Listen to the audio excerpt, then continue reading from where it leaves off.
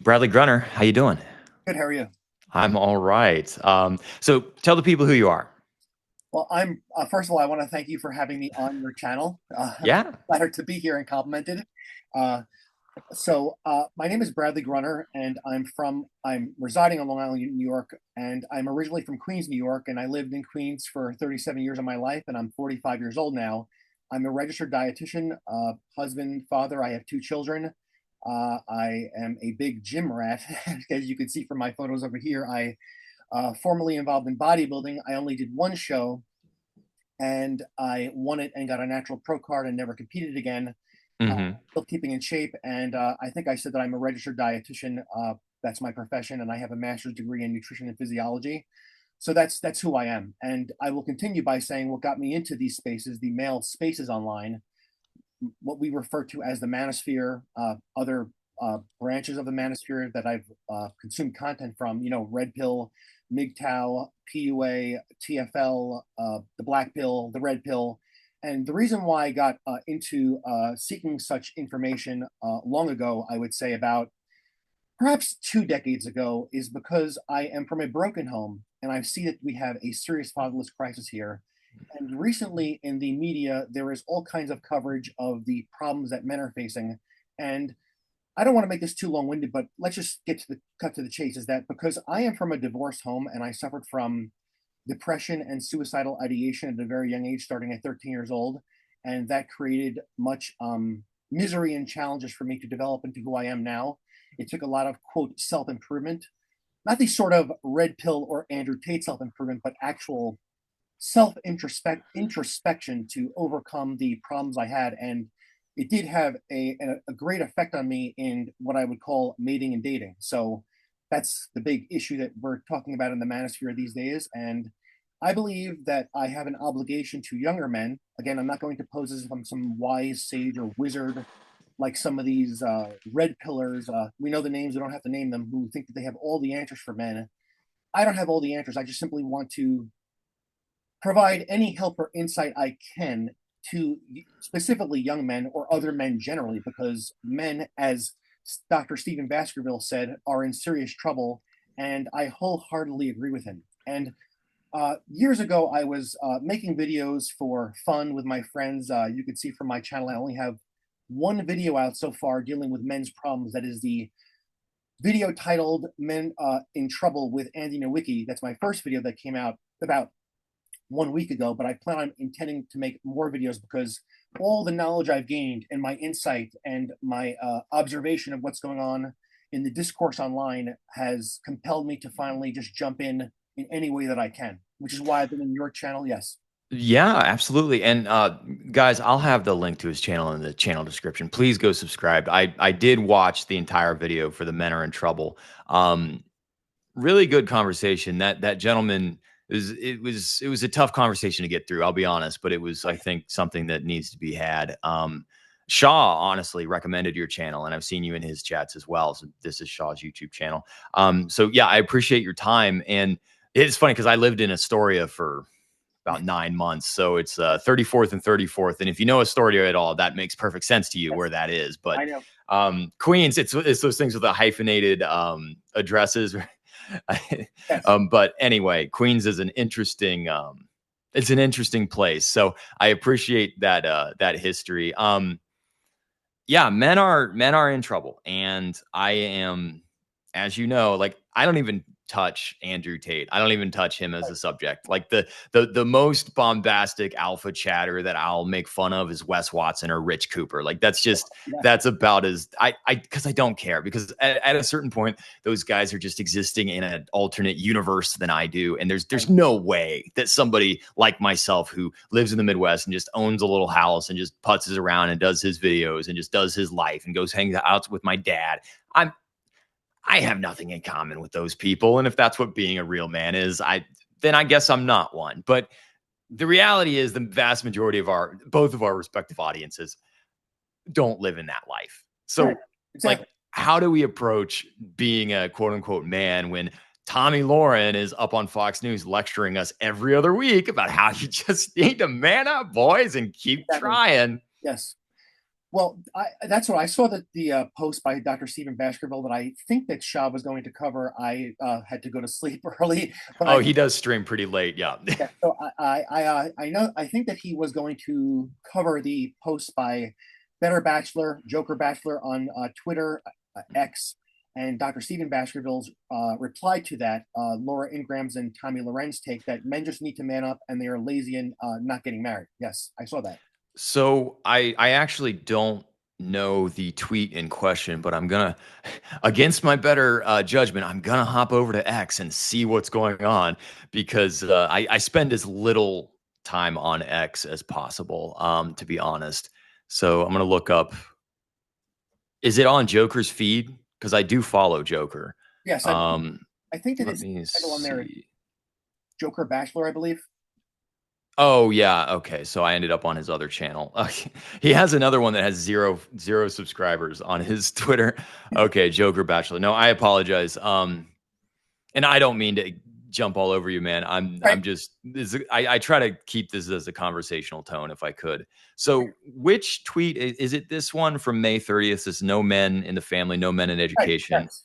Okay, so it's up on the screen right now. No men in the family, no men in education, or children's lives because men have been chased out of the system. So, yes, young men are feminine. They have no basis of how to be masculine. They've been told it's toxic and negative all their lives, included by the news, Hollywood, and social media. Where do these young men see positive masculinity when it's been chased out of everything, including men's and boys only clubs like Boy Scouts and other institutions?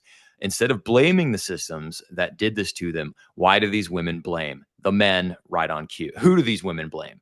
The men right on cue. And then, oh God, and then he has Natalie Cuomo's freaking, oh, I have some things I could discuss about her. It's what is Baskerville's response to that? Let's see if I can pull it up. You got to go to his page. I'm sorry, you're gonna have to. Do you have the link maybe, or you can tell me how to spell his name? Is it Doctor, just Baskerville? I believe Like, his handle on X is Doctor Stephen Baskerville. okay, I found it. Okay, I found it. Let's see if uh is it Laura's Shaming Young Men, aired by Ingram, is the feminist boilerplate?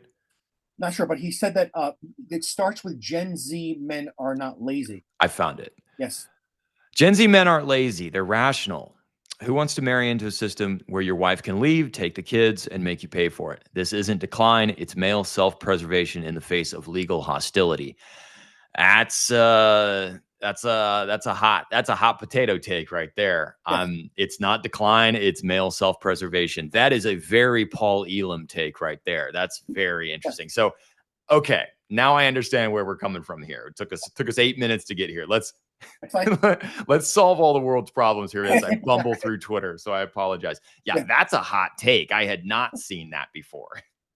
yes, because even if you learn from Dr. Stephen Bashel, and I actually have his books over here. I have two of them. Actually, I have three of them here. I don't have Taken into Custody, but I have Who Lost America, his most recent one. Oh, interesting. Yeah, then I have this. This book had a huge What impact on is me. it? The New Politics of Sex. Yes, The Sexual Revolution, Civil Liberties, and the Growth of Governmental Power by Dr. Stephen Baskerville. And then I have here The Gentleman's Guide to Manners, Sex, and Ruling the World. How to Survive as a Man in the Age of Misandry and Do So with Grace. So, Wow, yes, so he's been busy.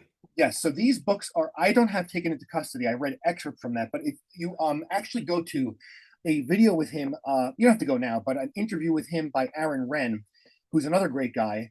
But if you look at what could happen in divorce now, people just, I know in the red pill, they just keep on repeating, the woman's going to take half my crap. The woman's going to take half my crap. It's more than that, as you and I know, and Sean knows as well, and Paul Elam as well, is that now men, if a woman wakes up tomorrow and initiates a no fault divorce, you can be out of a home, you could be have your movements surveilled, you can be told what job you have to work at, you can have your kids kidnapped from you, you can be charged for services that you never even wanted to purchase, you could have the whole family turned against you. And pretty much, as you and I know, all throughout the wings of the manosphere, is that the technically speaking, I mean, I have children. My wife and I are on the same page, get the same values, the same aims. But technically speaking, for men generally, the state owns the children. We Yeah, don't. no, that Yes, ever since the Social Security number came yes, out, the birth certificates are not yes. that's actually a certificate of your citizenship to the corporation of the United States. They Yeah, don't teach that in schools. right, right. So they're going to tell, tradcons and these talking heads online are going to say that men should man up and marry when look at the risks they're facing. It's not just the risk, yeah, not just the risks of this legal system, which are serious risks.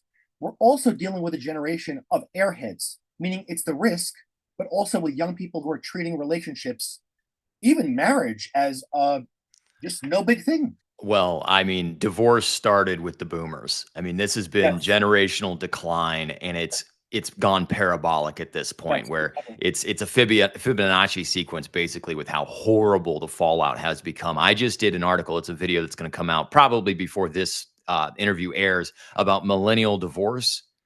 It's let's just put it this way. Now, all of a sudden, the women have more assets than the guys, and Yes, they're crying foul like it's an unfair to have it split 50-50. right, It's exactly. Yes, millennials are losing their minds. right. We're all turning 40 and we're getting ready to hit 50, and we're all collectively losing our minds. And shocker, they all the millennials are getting divorced too. I'm not surprised because the ease of divorce and the incentives to divorce. Yes, You can literally do it 2 days after you get walk down the aisle. yes, and It yeah, that's why I'm glad that Shah and Paul Elam and Peter Wright are going back to what marriage is really about, which is forming bonds between people. And like Dr. Baskerville said, the primary purpose of marriage that I've learned from him and Dr. Daniel Linnaeus is to establish fatherhood. When I was younger, I really never understood that until I heard that from Dr. Daniel Linnaeus and Stephen Baskerville. Is that because motherhood is biological, fatherhood is a social construct.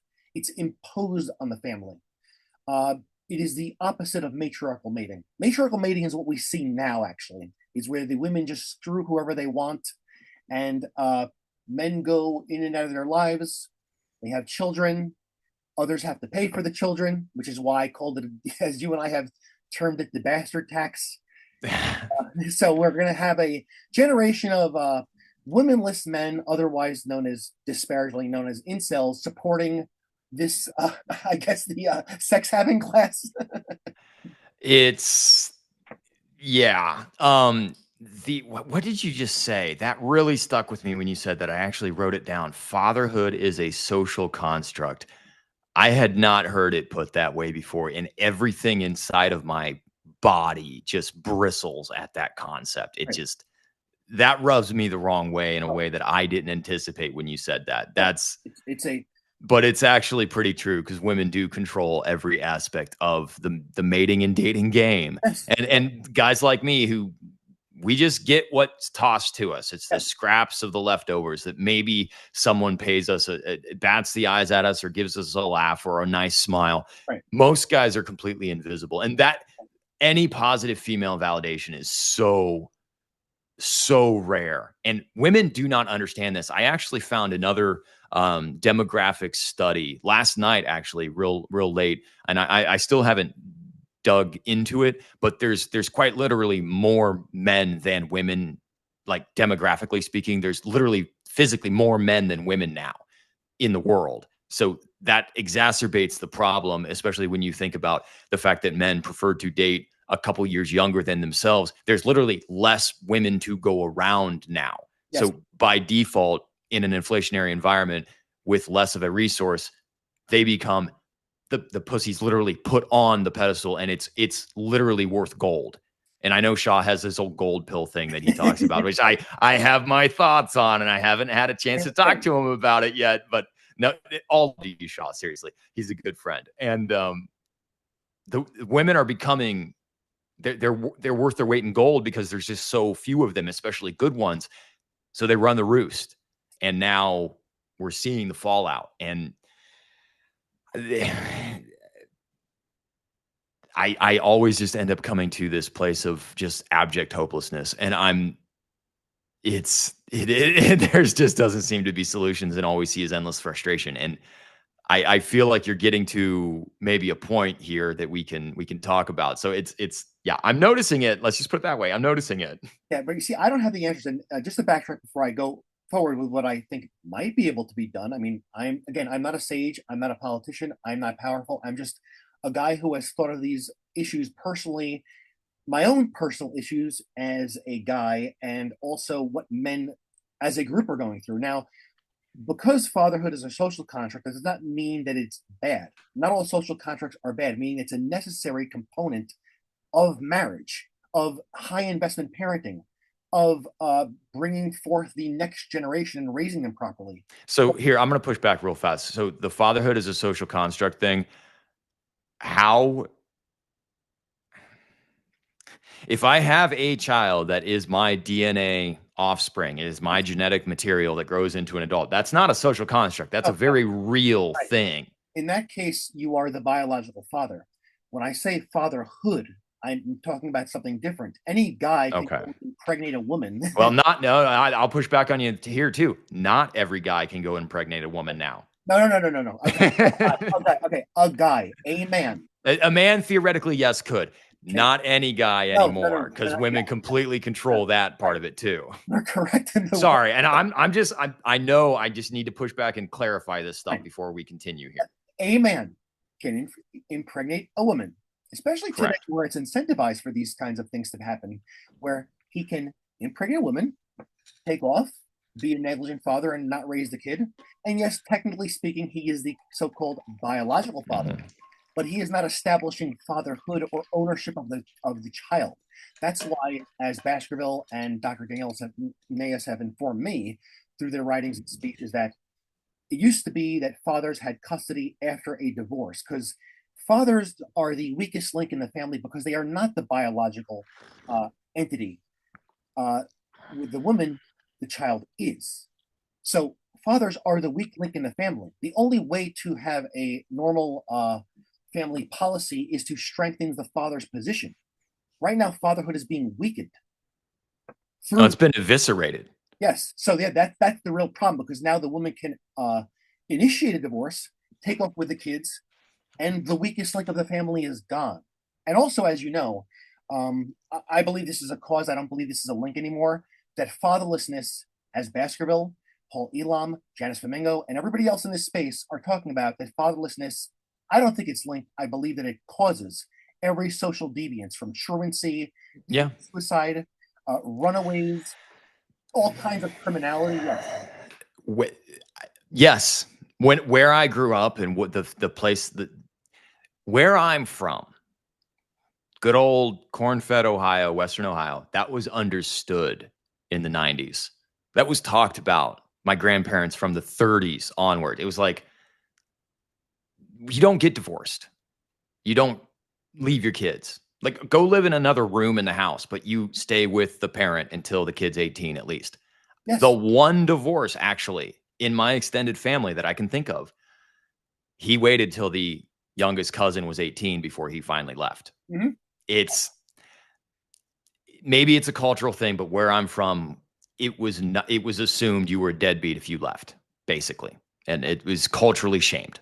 Right. And it hits home with me, and I'm going to, I'm not looking for a pity party, but I'm saying to you, No, be real, man. I'm going to be real is that the divorces in my family, obviously my family was divorced, and my mother was a very responsible person. I know there's this stigma on literally every single mom, the whole red pill, single mommy, single mommy, single mommy.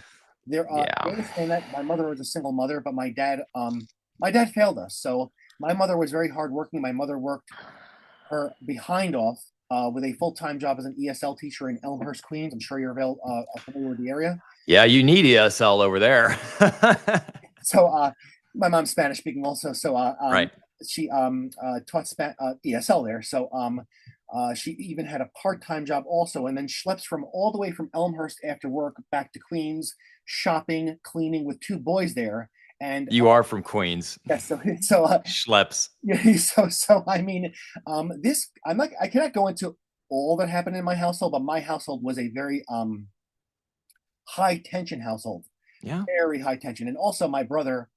No one's gonna like like scour everything I say here. I'm not intending to badmouth my brother, but my brother turned to criminality. So Right. my household was a high tension household of nervous breakdowns and all kinds of tension. Yeah. So that's why I'm partially here. But where was I going back to this? How do we hear those describe my oh, with the divorce. So the divorce, and even my aunt is divorced, my mom is divorced. So, when I think of my grandfather, two of his children, two out of three of his children got divorced. This simply doesn't just affect two individuals. This affects children and all the ties, all the bonds between people, even the community. So if you think of divorce as, let's say, the mass divorce problem that we have now, it's not just kids that are neglected or two individuals that break up. It is all the bonds between people, all the resources that were accrued within this marriage. So I understand that people maybe want to get divorced when the children are 18. I'm not, no one knows how life is going to go, but even if my children, when they do reach 18, I would still, under even the most challenging circumstances, want to remain married unless there were serious transgressions. There, that is the number one thing that no one wants to admit, is that the children are victims once any kind of marriage infidelity happens. And I, I, I categorize wanting a divorce as bad as infidelity, adultery. It's breaking Yes. the sacred contract under God. I don't know if you're religious or not. I'm assuming you maybe grew up Catholic if you grew up in Queens. But the no one cares about kids. That's one thing I've noticed in my YouTube channel. Is just in the comments, everyone's an antinatalist. Everyone thinks being born is a mistake. I am ardently pro-life. I'm obstinately pro-life, like in a way that annoys conservatives. I'm so pro-life. But the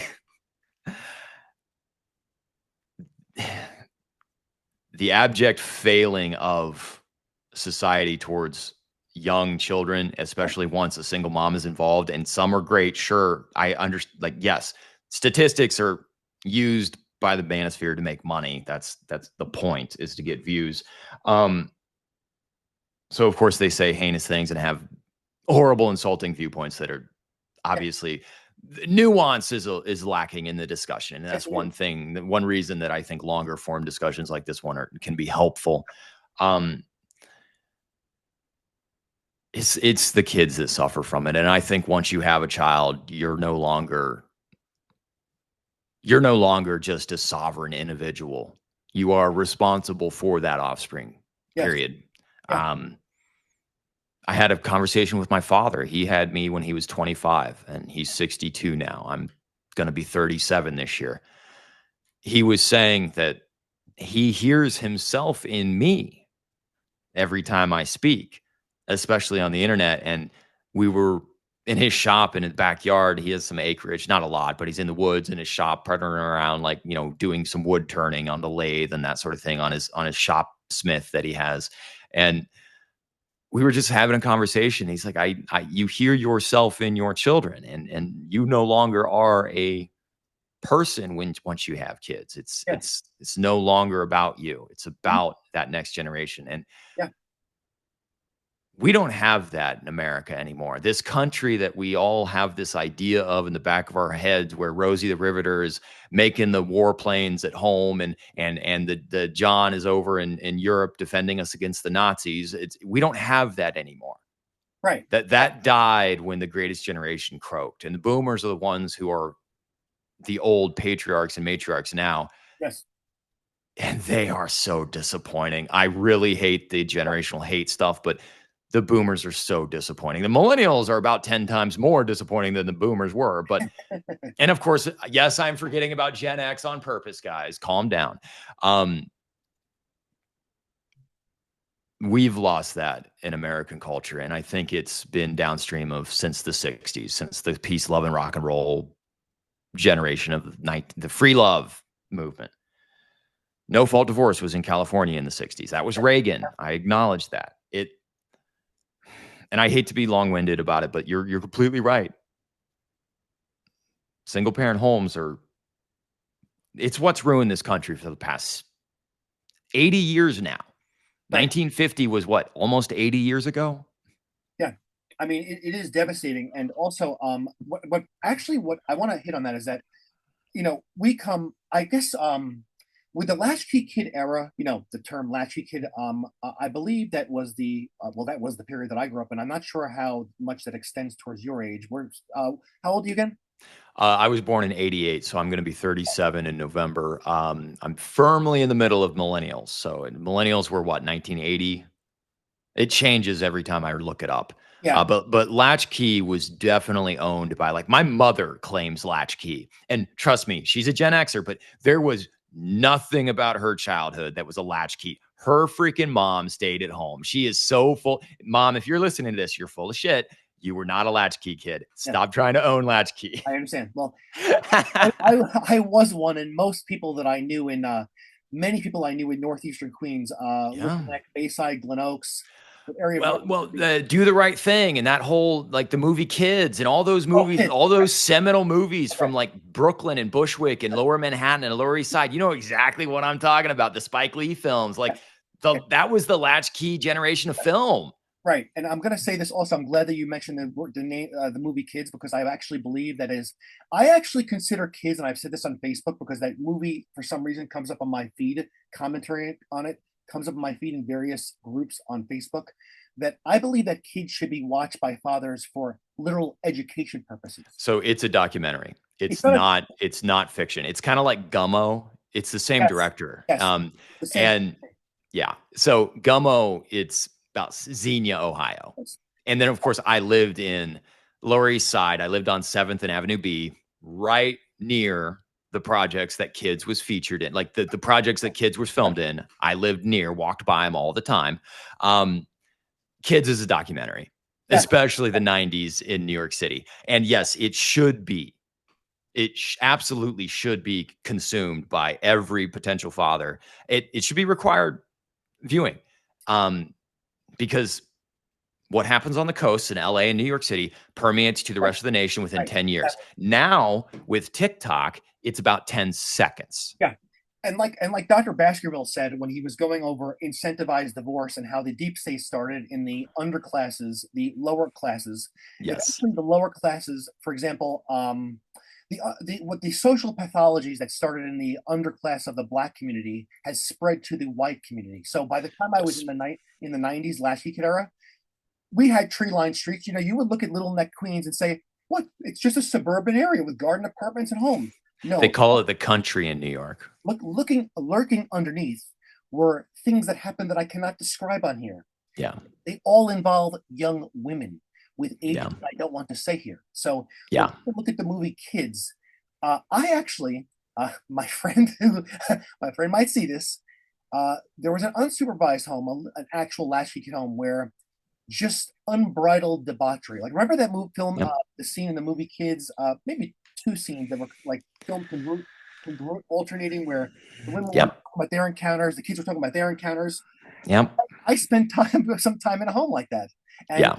if someone wanted to get busy, no dating required. Just a free for all of Yep. sexual hedonism and drug use. Like, there was a reason that the AIDS scare and the satanic panic was as real as it was, because that was actually what was happening in places like that, Yeah. places that were dictating policy for the rest of the nation, like in New York City or in California. That stuff was actually happening. Yes. And also, what I guess we're going a little bit in circles here, but I just want to, get it all out there. Is that when I was in my early teens, even I'm not saying I was like I couldn't see the future per se, but something told me when I was in my late teens, and I went to this gym on Powerhouse Gym on Francis Louisa Boulevard in Whitestone. And there was a typical, like, the Guido era, the big tough guys on steroids, and that whole era there. Oh, like right now? I mean, the club scene of the late '90s and early 2000s was actually okay. Like, they had all these clubs like Sound Factory, Tunnel, Twilo, that kind of era where people were, using ecstasy and stuff like that. And but something told me, when I was going through that, I said something's not right here.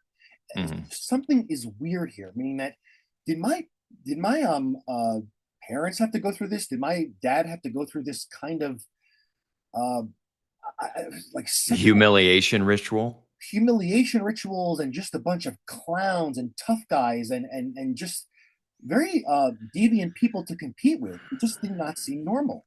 And Well, yeah, the term hipster came from the term teenagers in the 50s. yeah, Like James Dean was the quintessential push by the Warner Bros. The Warner Brothers was yes, James Dean was pushed, and he died and in a fiery car crash in a Porsche. I forget which one, but like the term teenage, like the radical punkers in the 50s, you got to look at it as a Fibonacci sequence. It went parabolic, and it went in this. It doesn't just go in a straight increasing line; it goes in a parabolic line. So I agree. that craziness in the 80s and 90s in New York City. Now we've got let's chop off body parts to be alternative. Yes, That's what yeah, happens.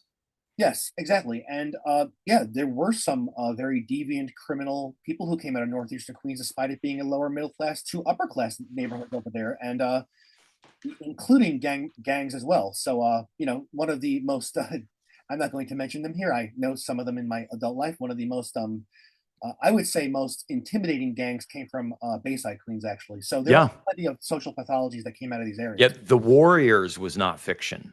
No, it wasn't. That was in the 70s, but by the 80s, the lower middle class of Bayside Queens, Glen Oaks, and Little Yeah. Neck, and Astoria also as well. Well, and then like Requiem for a Dream, very real too. That was, I think, down in Bayside or Benton, so one of those B Brooklyn neighborhoods. I think it was a Brooklyn neighborhood. It wasn't Bayside, but Bayside in the mid 80s to early 90s did have brawlers, like actual.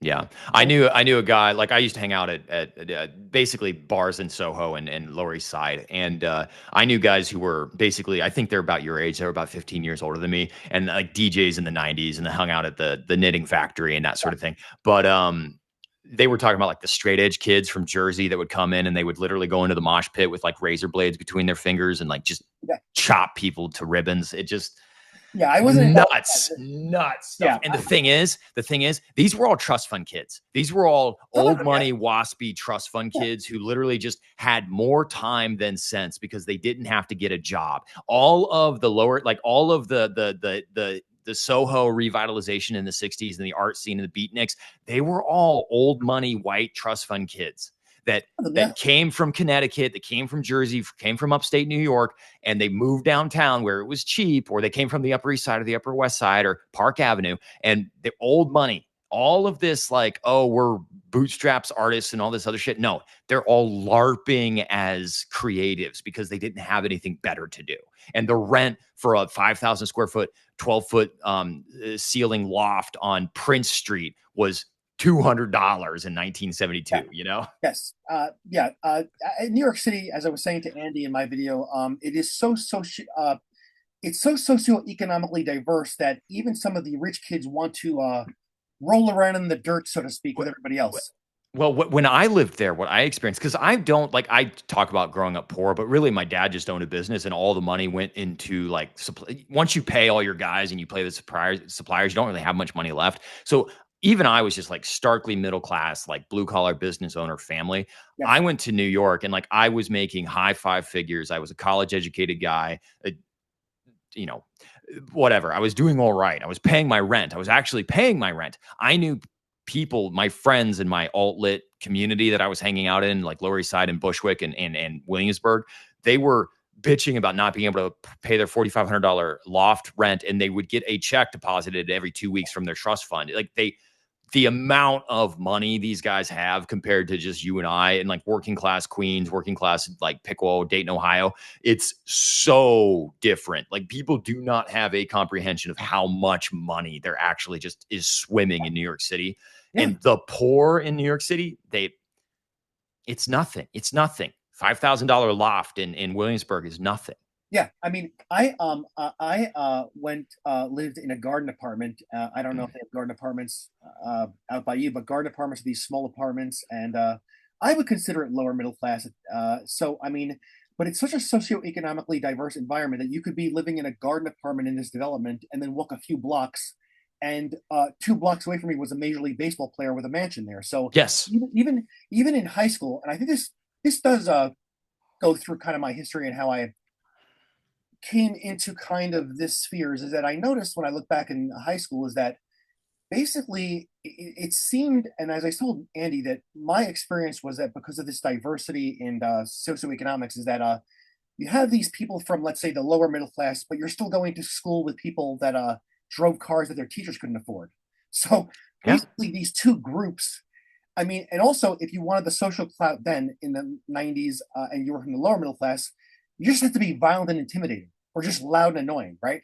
And Right. Yeah, that's a good point. yeah, so also you have the upper class there with their wealth, which is not, I'm not blaming them for their wealth, it's just how they are, right? But it left me personally as a man in the middle, like just this Mhm. ordinary guy in the middle. And on one end you have people who are deviant and sinister, and on the other end you have people with just simply money. And well, where what kind of status do I have? And I understand that high school was only 3 years of my life, but I do believe that these younger years do teach you lessons about mating and dating very quickly, because you can see really who people, what people really want to be like, or who women are actually attracted to.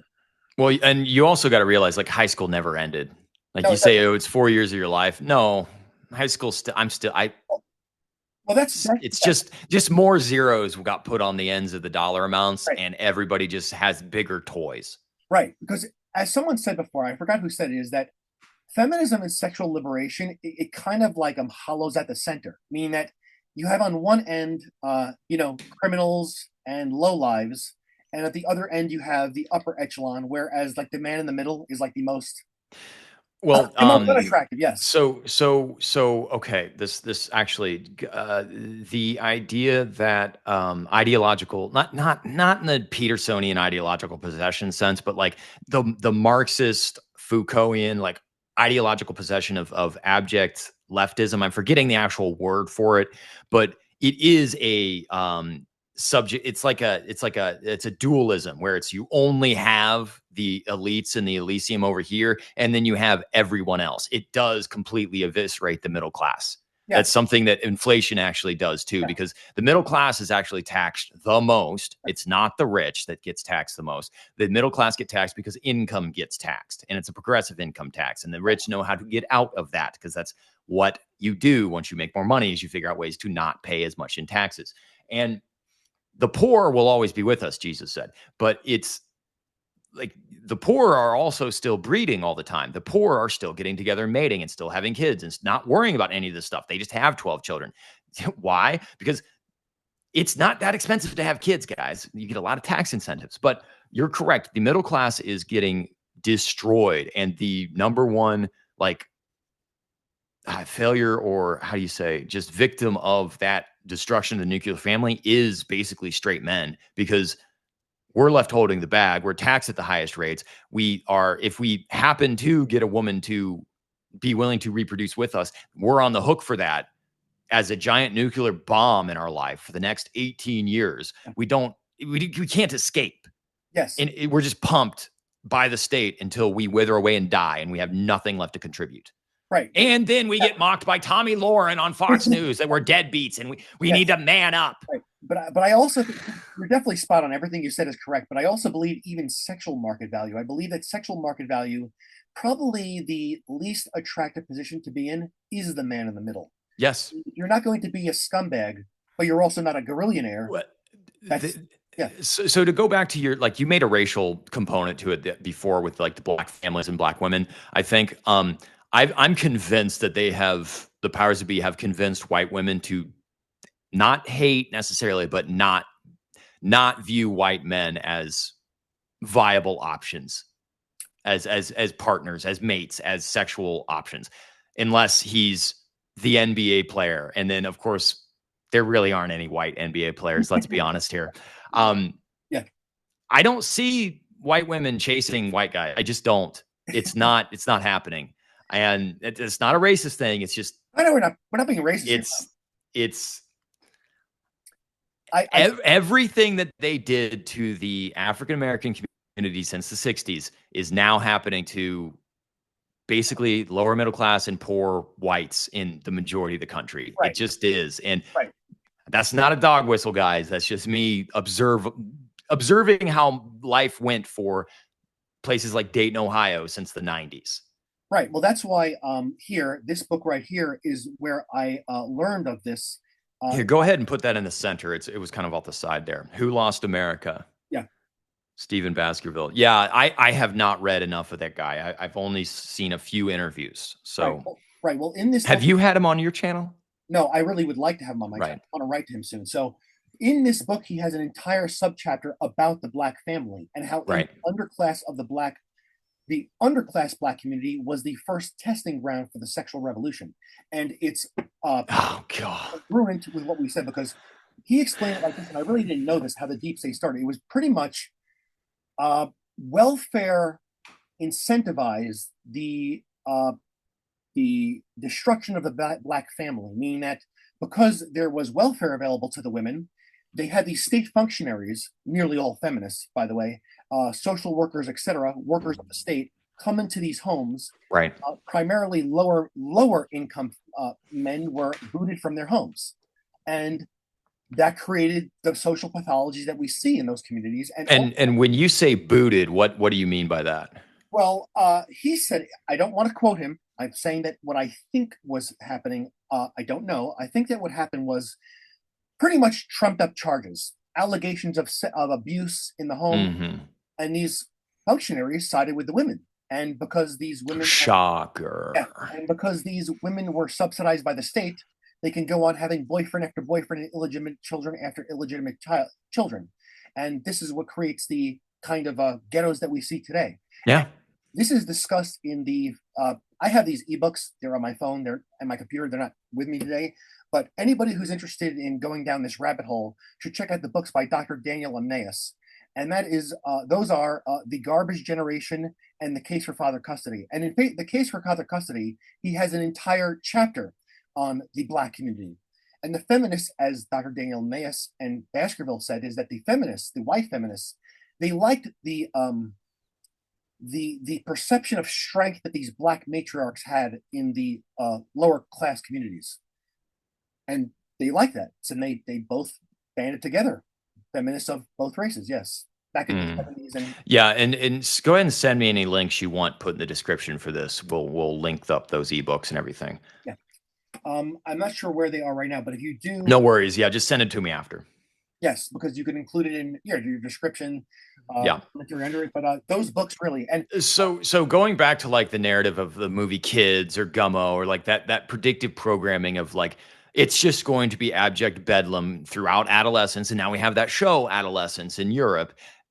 They are really making it clear children are not your property. They are wards of the state since birth. You are a income stream for the state to then funnel back and fund the raising of those children. They've convinced the women that daycare and preschool and not being a homeschool stay-at-home mom, they've convinced all the women that being a stay-at-home mom is impossible. It's most affluent, like semi-affluent middle-class families, any race, they're not raising their kids. They're sending the kids to daycare. They have children to check off a list. Like, I'm 38, I'm 39, I'm 40. I better spit out a kid or two. This is the narrative in the head. And yeah, the family is no longer a function of cultural like propagation or any kind of cultural ethic. Like we're Americans or we're Ohioans or we're from a certain community in Queens and we're trying to propagate that community. That doesn't exist anymore. no, it doesn't.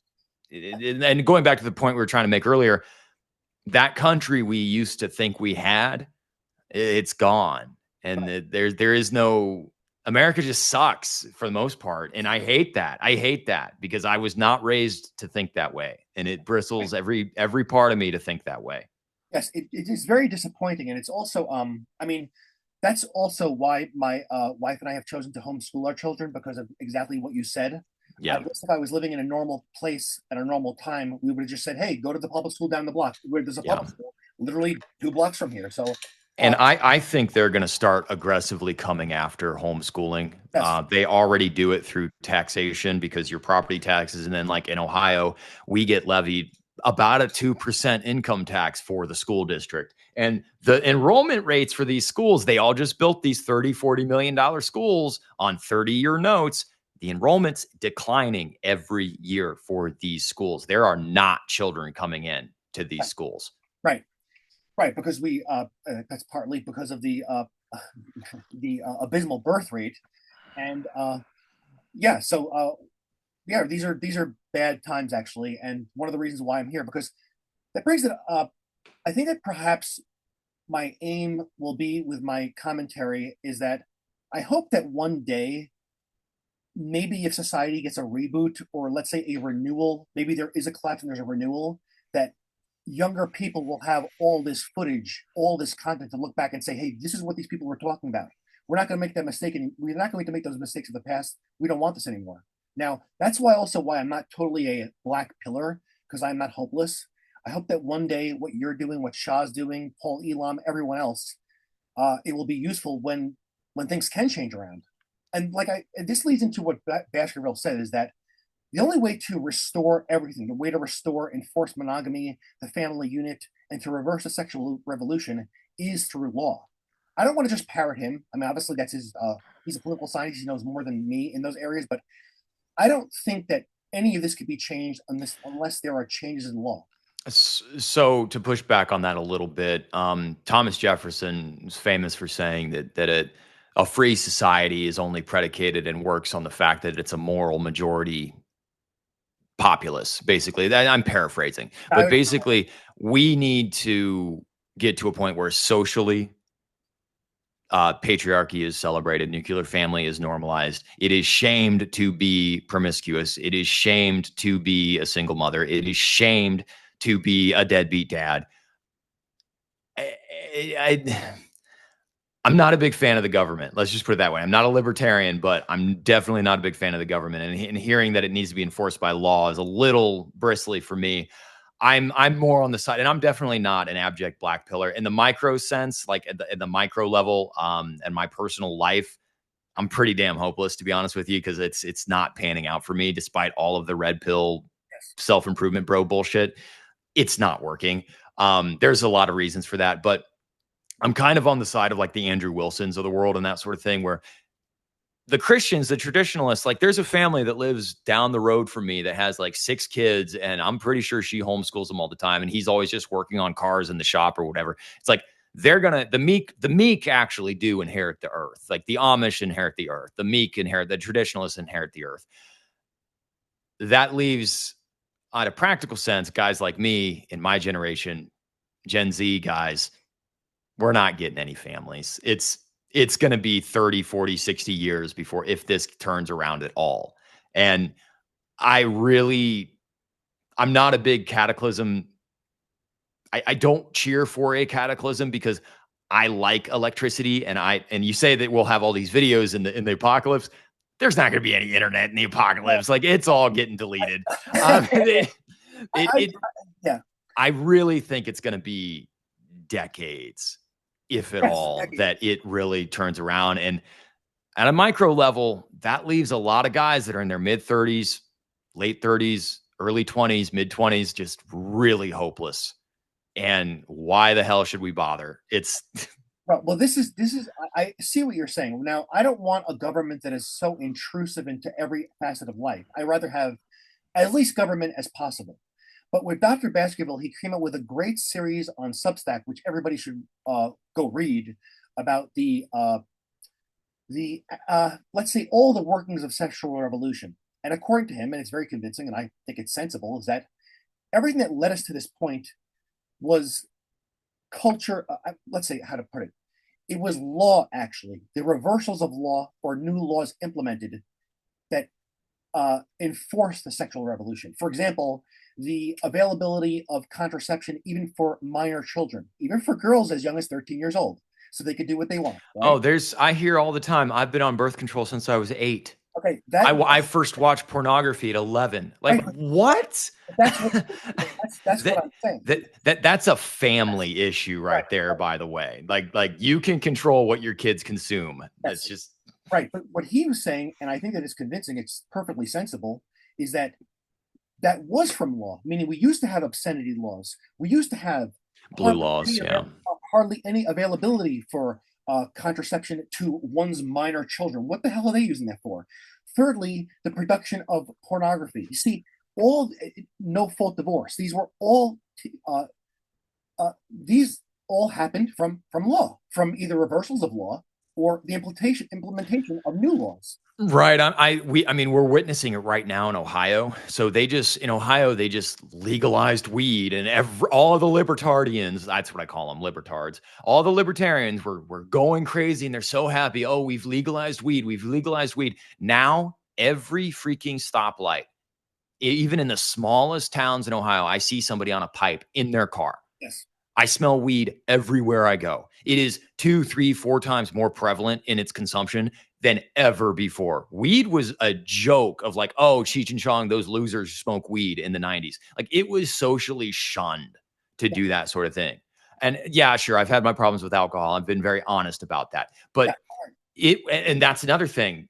Prohibition ended, and but it's the the law changes and then the prevalency does uptick. And I do kind of wonder, because I did another video recently and I don't know if it's out yet or not, but the proclivity towards just sexual immorality, even in like the evangelical church, where these kids at 13 years old are literally living the movie Kids.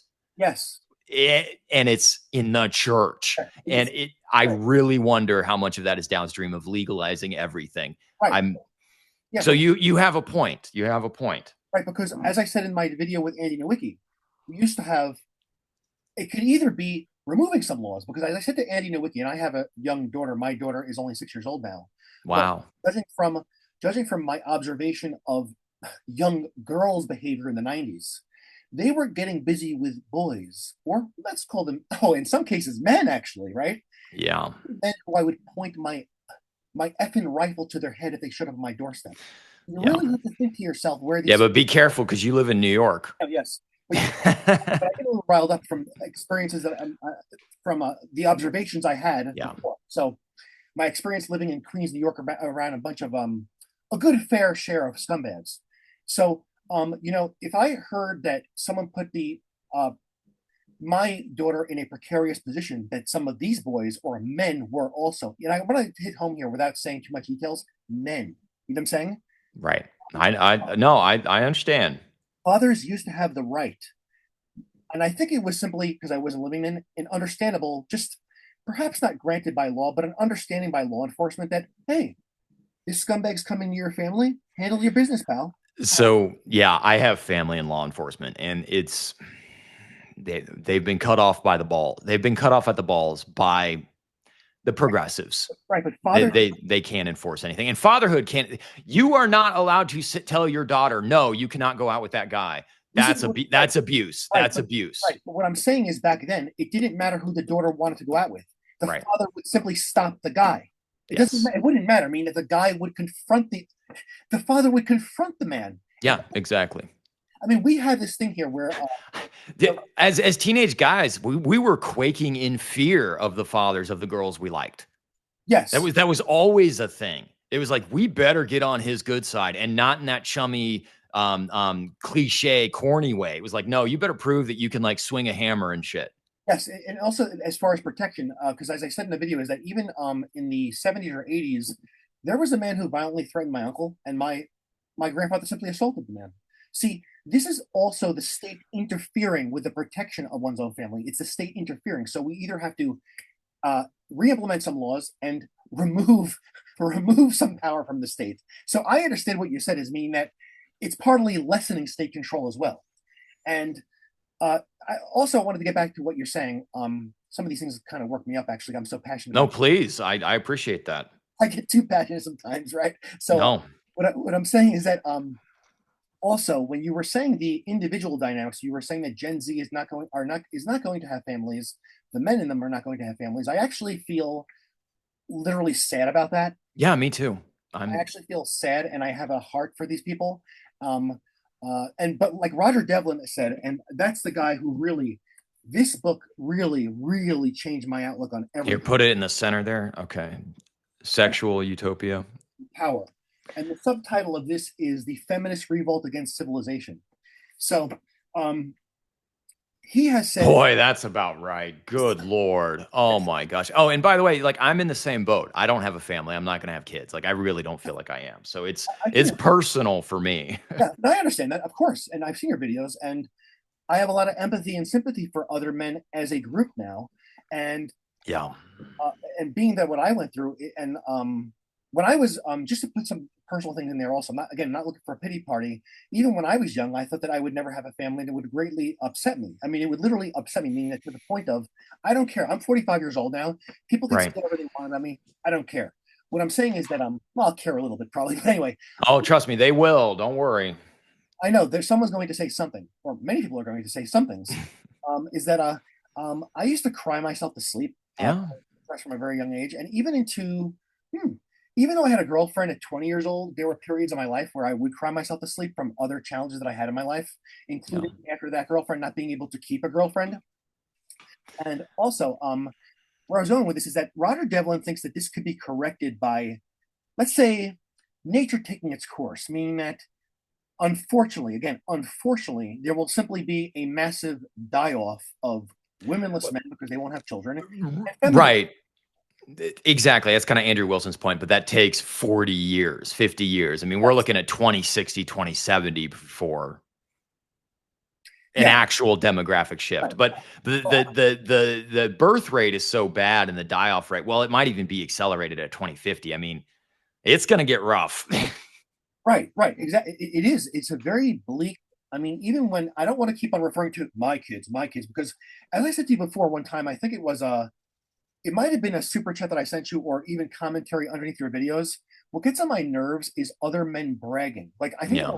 I think that a lot of the tradcon stuff and people talking about how great their lives are on X and social media and say, "Look at my kids, look at my husband, the gorillionaire. I have 6 kids." The Right? gorillionaire. That's This, about it. this is meant to, I think, induce envy in men. Meaning that they're not just posting it to show off; they're in, Yeah. they're doing it because they know there's a void. So if you know there's a void, you could say, look at my life, look at my," Yeah. because they know that many men these days don't have that. Like for example, I don't like naming names, and whenever I drop a name, it is not meant to, because I have a certain code about how I'm going to conduct myself online. I Sure. conduct myself online in a way that I don't know how else to put it. I think to myself, would I feel comfortable saying this antagonistic thing to another man in person, and what can happen to me in person if I say it? So you've actually been in a fight. I've actually been in not many violent encounters, but two of them, and one of them was That very. was a rhetorical. Yeah, I but like, yeah, it's also was one time in a terrifying violent incident one time. So ever since then, I'm a nice guy to begin with. I don't want to go around, hurting people by words or physically either. I don't want to do that. right. The saying is that I think that a lot of this generation, before I go and segue into what I'm saying, is that there's a certain code that's not being observed because we're online now. That means Well, nobody's been punched in the face. that's really what it is. It's really what it is because Yeah. you could convey a point in opposition to someone without being disrespectful. And men hate disrespect, and that's why men get violent when they're disrespected too much. But it's funny that all of the disrespect I'll get on my channel comes from other dudes. It's like it's not really women in the comment section. It's all other dudes. Yes, and I want to get to that. Actually. Yes, it segues into this is that I'm saying this not about the. I mean, it is a reflection of the man. But you ever see the account for Alex Date Psych on X? Oh yeah, God. Yeah, not I'm gonna keep my mouth shut. I know who you're talking about though. I know who you're talking about. I'm not saying this to insult him. It's not meant for that. I'm saying this in opposition to what he's saying. There was one tweet that got on my nerves a little bit, and it's fine. I'm doing this in a mature way. I'm not here to start e-fights with people or e-beef, as I call it. He sent some post that I thought was so weird and disrespectful, even though what he was describing was positive. He said, all the people in my lineage were good looking. Everyone in my lineage served Yeah. in the military, had their own businesses, were industrious, were ambitious. So you're basically saying that all throughout your family lineage, you all had great families and close families and families that were close with each other and imbued great values onto the next generation, which I intend to do. But what someone like that is saying, look at all you losers. Yeah. My family, look, you're never going to have this. And So Yeah, one thing guys that are watching this have to remember is that Twitter, if you're a premium member, you get paid back by engagement. So the more rage engagement basically is what I call it, rage engagement. The more rage engagement you get, the more dollar amounts you get deposited into your bank I account agree. every 2 weeks. I So agree. Psych Hacks is definitely a rage bait channel. Oh, And so, he's infuriating. And guys like him are part of the reason why I do not use Twitter on a day. I refuse. I go on there once a week, if that. but Like, Psych Hacks is different from Alex Date Psych. Alex Date Psych is the one I'm talking about. oh well, the Psychax is that other guy. Like, He's the other guy. Orion. he's got a lot of followers on on YouTube, and some of his takes, I'm like, dude, come on, Okay, that's come what on, man.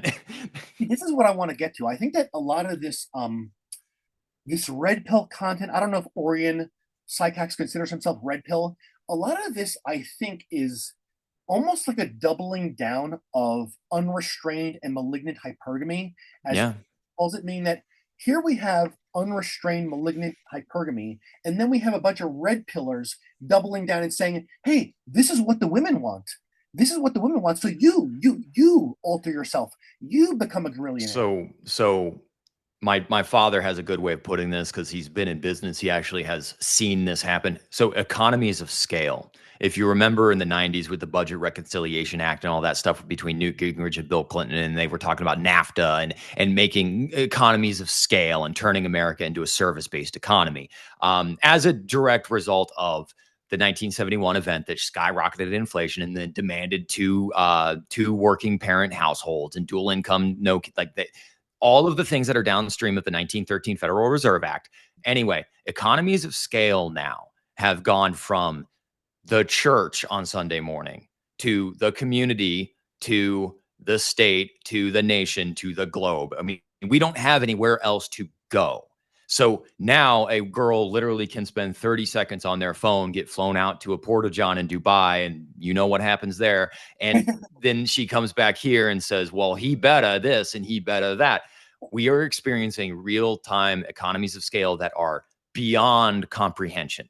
Yes, You cannot psychologically, you cannot see the horizon line and be able to compete with the same people that are competing with you and dominating you yes, across the globe. You physically you'll never get there. It's a fool's errand. But then the job market, the dating market, sexual reproduction, having a family, being able to pay for a roof over your head, which is like the tantamount accomplishment now for a young guy. Quite frankly, if you pay your own rent or have your own house, I think you're a winner these days. Like, I really do.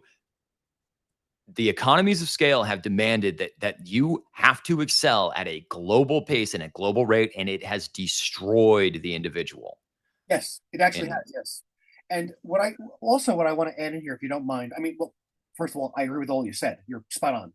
Um, what I want to get here also is that what's very upsetting, and I want to get it out there, is that what's very upsetting and depressing about this red pill material is that, there's all this focus on the individual without focusing on what we're talking about here is what caused these problems. mhm. That putting pressure on the individual man. I mean, I do like, Prescriptive responses instead of actual understanding the problem. So it's like, well, you're gonna put a band-aid on the cancer sore without understanding why you got the cancer. yes, exactly. And also, there's all these serious things going on, and all these things that are covered in these books and these information available to all of us. There are broken homes, social deviances, men not being able to pay their way in life, and getting literally discriminated in all sorts of ways. Less college attendance by men, male disenfranchisement, and all these guys are saying, "Go out and f50 women, go out and screw out a bunch of women. Women suck. Women suck." I mean, it also is very incongruent because I don't mind discussing either female antisocial tendencies or male antisocial tendencies, but much of the discourse in red pill spaces is on female antisocial behavior, and they keep on bitching and bitching and moaning about this, right? But at the same time, exhorting you to get women. So I've They Yeah, the Whatever podcast is a great example of right. this. But I have actually asked under some of these guys' posts. They probably don't see my post, but I think it's a good question. So if they're going to paint women in such a negative light, which is annoying to me because I'm around women and I have women in my family, I have a daughter, I have a wife, etc. Right? It's very annoying and irritating. I also work in healthcare where there are literally nearly all women, and many of these women are good to me, right? And there are intelligent, industrious, good women out there. But what I'm saying is they're complaining about a cohort while at the same time exhorting us to go for them. Why would that doesn't make sense? Why would you complain And about a group and then say you must get this group? well, at the end of the day, you have to also realize that they're they're funding their lifestyle with clicks and views and rage bait and saying all women are 304s and that sort of thing. So it's a paycheck at the end of the day. It's just Yeah, right. But it's money. And when you create a system where the currency is valueless and the currency is the only thing that has any value to society in general, it's how we measure our worth is our net worth, the pursuit of money over everything else. You got to make the six figures. Bottom dollar is you got to make money, and that stuff gets views. right. It's a completely amoral ethic. Yes, it is.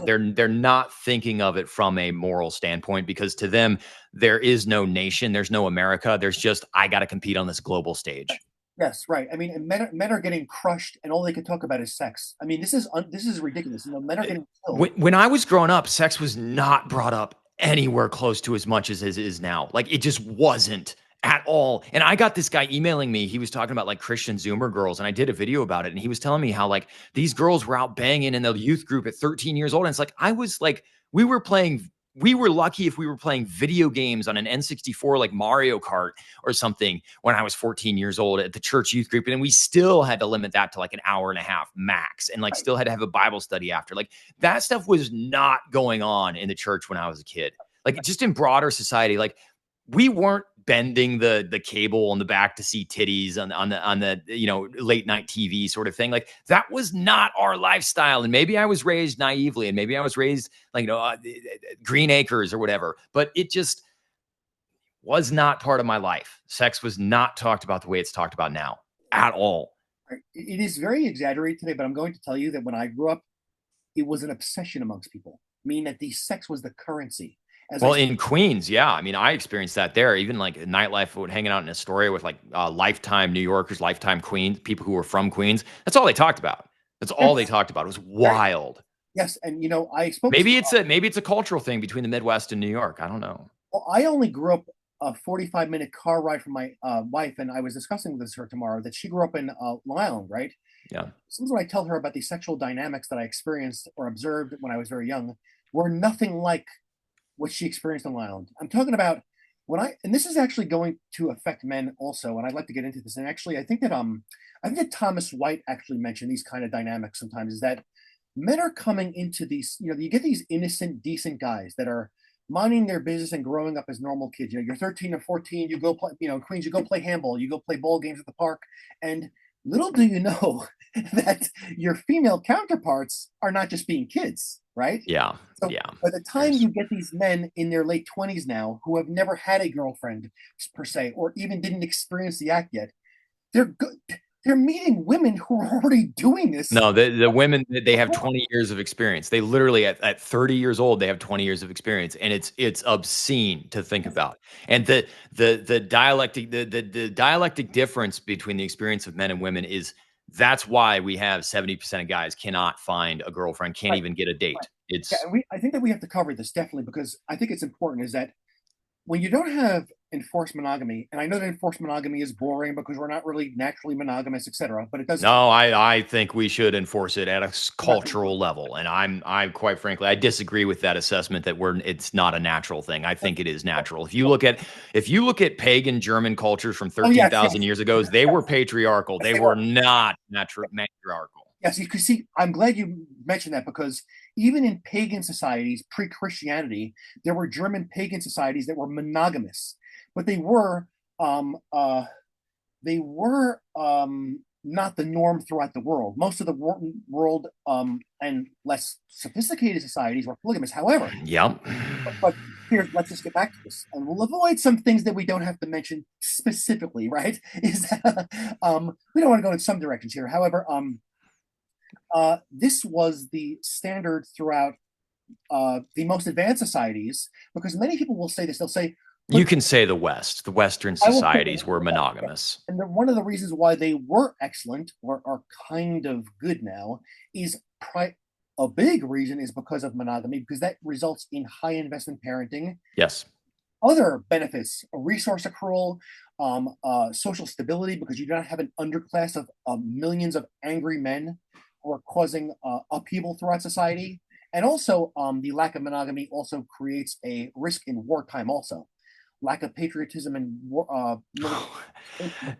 Everybody keeps claiming that America's just going to go into World War III, and all these guys are going to man up and go fight for the nation. No, There is not a one. There's going to be. It's going to put Vietnam to shame. The amount of draft dodging that's going to happen. yeah.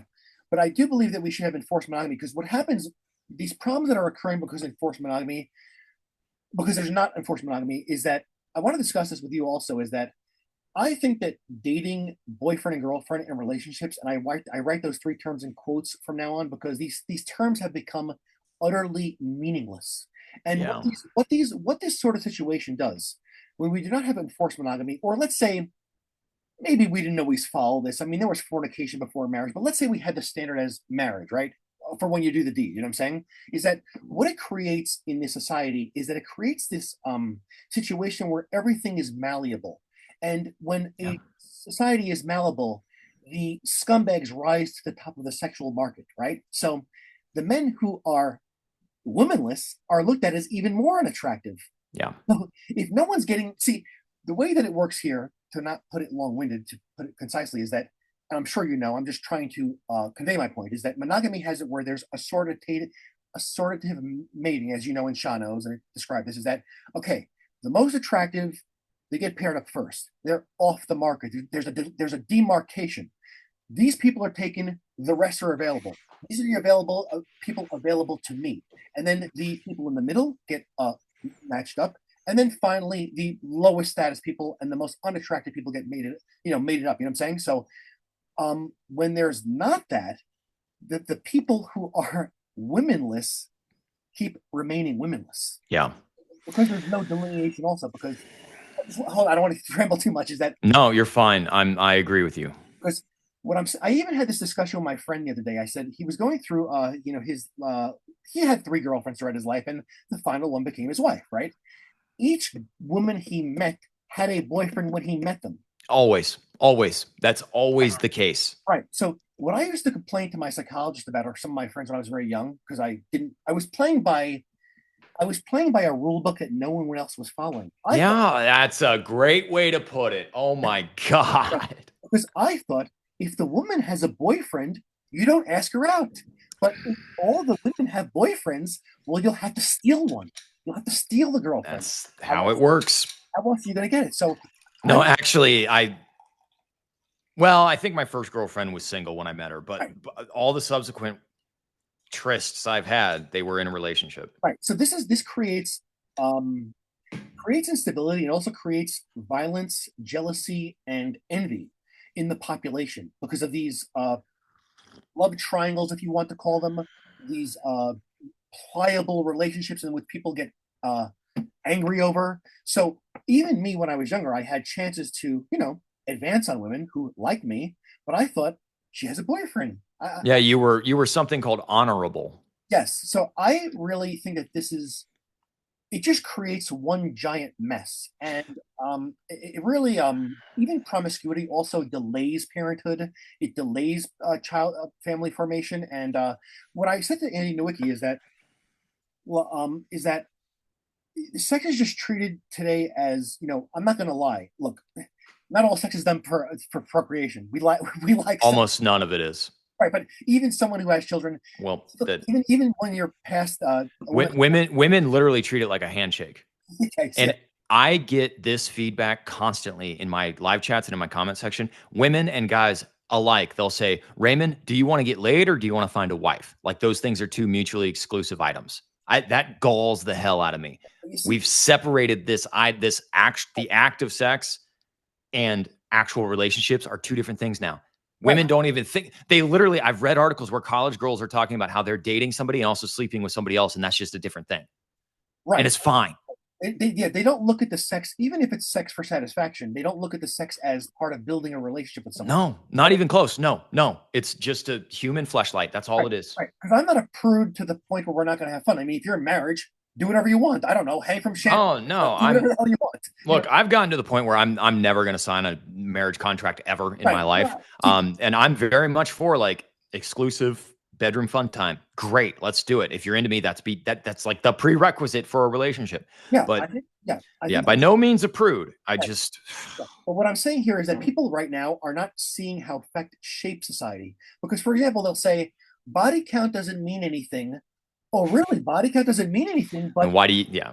but we're spending $421 billion from the federal budget, as Paul Elam said, on single mothers and their offspring. So if the body count didn't mean anything, what about the consequences of all this? And see, their converse argument to that will be, well, why don't you fund abortion clinics more then? Because you don't want single mothers, right? And it's No, like, no, I firmly believe, and I'll say this all the time, there are no accidental pregnancies. There are no there aren't. accidental No, no. single mothers. Women know exactly what they're doing. And any of the women that listen to this and get angry at my little rhetoric there, you know there's a reason you're mad because I'm right. Sorry, Yes, babies. you are correct. And secondly, also, you'll see these men online or elsewhere who say that, if you're concerned about body count, you're insecure. But you see, here's the difference. The men saying that are not married to adulterous wives. Yeah. They're not married to the women they're talking about. They also pay for sex. Yes, it's also very easy to say again, I'll just reiterate, it's very easy to say it's nothing and something to be insecure about when they're not married to these women. If you're married now to an adulterous wife, you will have to fund her adultery. And you As, got a legal obligation to do yes, so. and anybody who wants to know about that phenomenon should go back to Baskerville's books. And in this book right here, Sexual Utopian Power, there's an essay called Rotating Polyandry and Its Enforcers. Oh God. So, yes, you see? You're just killing me right now. So you really have to look at people have to when they say this shit like body count isn't anything but a chicken wing. Well, read what could happen to men who get entangled with such women. Yeah. You could be on the hook for years for a kid that's not yours. Jezebel. Yeah. So and also in this book, in the same essay, the essay Rotating Polyandry. Well, and it goes back to that fatherhood as a social contract thing. Well, you see, it's a social contract that's good, but it's being weakened. I mean, it's a social contract that needs to be there in the family. I just mean like the state of California will say if you have been around the kid, just around the Oh, kid for yes, 2 years, he's you're your right. kid. See, yes, you see, you're right. It is a social contract that could be used for good or bad. I mean, in this way, they're saying you were around the kid for 2 years, and even if as Shaw was explaining in Pearl's video, if you simply were just in the same home as this kid and he or she is not yours, you're on the hook for a kid that's not yours. So when people say to other men, what are you insecure? Well, you should feel insecure about this. All these things like, for example, these emotions like insecurity, fear, anger, they're supposed to be there. And if Yeah. you don't feel them ever, there's something wrong. And what was the point you were trying to make with the sexual utopia thing? I realize I interrupted you. I apologize. Right, but, anybody who believes that adultery or let's say promiscuity in a woman isn't anything should go back to reading Baskerville's books. And also, this is my favorite book actually concerning all these topics. This is really the book. Like the red pillars they have. They say, my turning point was Rollo Tomasi's Rational Male. Well, this book was my turning point. It was, yes. Roger Devlin's what's it called? Sexual utopia? Sexual Utopia and Power. Yeah. We'll link that in the description. We'll make sure we Also, have a link to that. yeah, and I'll send you some of those other titles. And also, people should read. And I didn't get through the entire thing. Maybe one day I will. Is they should read Michael Jones's Libido Dominandi, Sexual Liberation and Political Control. So even as you could tell by the title, and even by Dr. That's good. That's a good title. Even Baskerville's books, they deal with the same subject matter. Is that also within sexual revolution? We should cover this as well. Is that how men are being decimated? Is even if you participate in sexual liberation, they have come out with laws and torts to further decimate men. Meaning that okay, they open up sex. Sex is something you just do for fun, and it could be done with strangers even, right? So then you have men and women who are drunk on college campuses. They do, Oh, yeah. right? And then Revoking consent. then days after, the woman said she didn't consent. It's the most dystopian thing I've ever heard of. If you It's got like all the horrors of 1984 and Brave New World meets like revoking consent. Like, come on, you man. got So basically, Gee, Tommy Lauren, wonder why guys aren't trying. right. So you could liberate people, and then when they act as liberated, you come down on them with punishments. Yeah. So again, why would anybody make fun of anyone that's an incel? Like that's just like That's literally conscientious objection is the only rational choice at this point. Like, don't participate in this. yes. I Yeah, and like I said, you have, for example, you know, allegations of sexual harassment, which could be just a man asking out a woman on a date. No, yeah. It used to be Pew Research. It was like 60% of relationships started in the office, in the workplace. Yes, It's like zero now. right. But you see, You literally will right, lose your livelihood for looking at a woman the right, wrong way. right. But so you see, again, you have these people who bring about sexual liberation or other social changes, like men and women working together.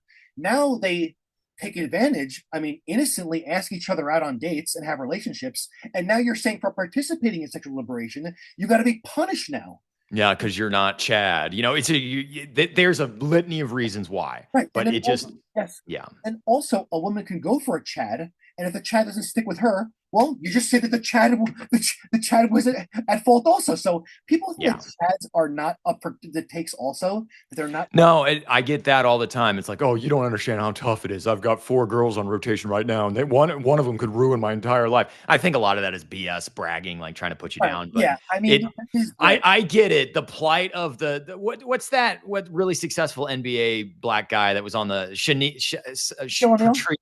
what's his name with that white little girl that the 22-year-old that sued him or something like that. It's like they all just it's all shit, man. Right. It's Right. just Right. But you see that sexual revolution is a societal it's revolution. worse than the industrial revolution and its consequences. It's Yeah, it's it's legitimately worse. right. Because even like Mary Eberstadt said it very profoundly on Chris Williamson's podcast, and Chris Williamson also was another guy who, God, I hate that guy. you know, He's way too pretty. He's way too pretty. Like, dude's a male model. And I know I shouldn't say I hate anybody, but like Thinking Ape, I don't know if you watch him or not. He calls him Chad Williamson, and it's so on point. It's so accurate. It's just like the dude. I'm just saying, he's a male model. male model, it's hard for me. but he's a male model who's doing that sort of what Thinking Ape talks about. Actually, Thinking Ape is Right. part of this. I mean, you get these guys who are paying attention, like Alex Datesike, Scott Galloway, Chris Williamson, and they want to engage in participation of what's going on with men now. And then when you look to them, and they know exactly what's going on, but again, they keep hammering down that you must become rich, you must do this. You gotta man up. You gotta be better. Notice It's how they don't go to the core of the problem. no, Mary, never. Mary Eberstadt, who was on the Chris Williamson show, actually did go to the core of the problem. And then you see Chris Williamson there, like, you know, he can't, because this woman is very serious and she knows about the causes. He had very little commentary when he was talking. Mm. That's what I remember, actually. And I'll have to check that out. I did not watch that. Huh. she called the sexual revolution a revolution of human deletion. So that's Yeah. that's what it is. So Boy, it fits right in with the death cult narrative, the Malthusian death cult. It just fits right in there. and what we should cover also, which I covered with Andy also, is that, like I think that what's good about I really respect about Dr. Baskerville, Paul Elam, all these people, Pearl, Shaw, etc., is that we've noticed that the Republican Party and so-called right wingers, they're not doing a goddamn thing for us either. The right wing, as Thomas White said, it's filled with philanderers, repeat divorcees, scumbags, even people that were on the whatever that freaking Epstein Island, whatever the hell it is. And Trump's solution to this is $5,000 for a woman to have birth. So, like $5,000 is going to cover a night in the hospital. It's going to cover. It's not going to cover raising a child. So basically, I don't. Both wings. It's just right wing virtue signaling. That's all it amounts to. Yeah, It's but they're talking. I asked this. I said it to Andy actually. I said, well, these people like Elon Musk and Trump, they want to discuss the fertility crisis. Well, really, did they ever wonder how you're going to get a good birth rate if the average man can't get a freaking date? if Elon Musk, hundreds of billions of dollar net worth, if what he gets is Ashley St. Clair as a single mom baby, like who has two other baby daddies prior to him sleep, like if that's the best you get with hundreds of billions of dollars in net worth, it's it's over, man. It's over. It's like aliens. It's over, man. It's over. Yes, yes, I've noticed that Thomas White and his crowd over there, they say some profound things also. That he usually goes over the fact that even these upper echelon men, they're like, what are their pickings? Like it's not like it's great for everybody. I don't think so. It's I mean, I'm okay. So you're the father of a daughter. yeah. What are you going to tell her? Like, what do you tell women at this point? It's like See, every woman that hears any of this stuff, they want nothing to do with men in general now because all they hear is in their head, they hear hateful rhetoric of, oh, women are just these choosy, catty bitches that'll never change. And what do you tell them? How do you even begin to form a conversation with like your own daughter? Like, how do you do that? you see, that's a very good question that I've dealt with in my head many times, and I've discussed Right. in my life as well. Now, first of all, there's the issue that I, as I said before, maybe half an hour ago, whatever, that I, as a father, do not like have it like in the old days. I cannot actually keep scumbags away from literally keep. I cannot go into the streets and defend my family the way that we had in the old days, where Well, you. you're not ready to move to Alaska and just like live on in a camper. So there's one thing of scumbags coming near my family members, and one of them could be a man who's trying to quote pick up my daughter, right? And also, we don't live in the days of fatherly authority of actually No. approving the men who want to get with your daughter. It's they consider it weird if you go to a guy and say to him, "What's your intention with my daughter?" Right? There used to be an old fashioned question. But Oh, that was yeah. yeah, so Yeah. yeah, exactly. So I will inform her of what actually been discussing here, all of it. When the age is appropriate, I will discuss and I will convey that I know. I'm not saying her. I know generally what women like, and women don't actually like all the good stuff in us. They like a lot of bad stuff, right? Yeah. And one thing that people do not admit, even some women do not admit, even some of my female friends don't admit, is that they don't really, not ever, but they don't actually come out and state what they lust for. So, you know, um, I will have to have that kind of discussion also. That you have to control. You can't control what you're attracted to per se, but You can distinguish that what you might be attracted to is not good for you. So that has to be conveyed as well. And other education, sexual education, and also the education on marriage, child raising, etc. That's what we'll do. My wife is Mm. on the same page as me. We want to have a very loving, normal family. So, and we're aware of all these things that we're talking about here. So, but can I combat culture? Can I combat Instagram? Can I combat pornography? No, one man can't do that. At a certain point, I think there's going to be a requirement. Like my brother, he's got a little girl. They don't have internet at their house. There's no computer use at the house. Yes, It's just at where other place. It's just like at the school or whatever. yes, The library. They go to the library. yes. They don't have internet to the house. Right. And they are not getting it. Yeah. It's like, and they live in the country. Like, Yes. we're going to get to a point where there's just we are going to have two different societies, much like the talks gets talked about in the dystopian novels like 1984 and Brave New World. If you remember in those narratives, all the population centers were where all the people lived. And then they went out to the wilderness in the middle of America. And it was like, that's where the barbarians lived Yeah. Yeah. I mean, I do think that it's possible because we're part of a homeschooling group, and I hope that this homeschooling group stays very tight throughout the years. in Long Island there. Yeah. So, Wow. That's awesome, man. Very cool. hey, so I made friends through it. Some men, their wives, etc. So, I think that if we do have this kind of small communal type thing, that we could maybe one day do a sort of matchmaking thing.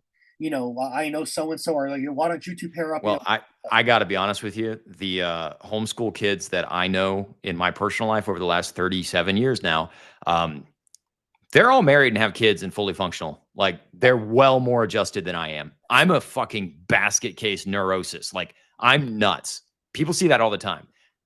Those guys, they got 8 kids Well, and they're happy and they're like welders. Yeah, no, I understand. Yeah, And they literally do have the homeschool groups where they have dances and stuff. It's like this whole idea that they're not going to be culturally adjusted. It's like, well, is it a sign of strength to be well adjusted to an absolutely profoundly sick society? right. Okay, so okay, that you hit on a good point there. Is that my counter to that, to what they say about oh, is your kid not going to have friends? Or you're going to be kid being maladjusted? I'll say this to them. I go, I went to Cardozo High School, right? So I said, I say, look at Cardozo High School. Every effing weirdo and freaking Yeah. shit that we know from there was publicly schooled. So public schooling is no guarantee. And secondly, even I asked my friend, actually, I asked him, and he's the guy who had that kind of like kid sort of house back in the day, and I'm still friendly with him. He said, he's got his act together, he's married and all that now. You straighten out, people straighten out.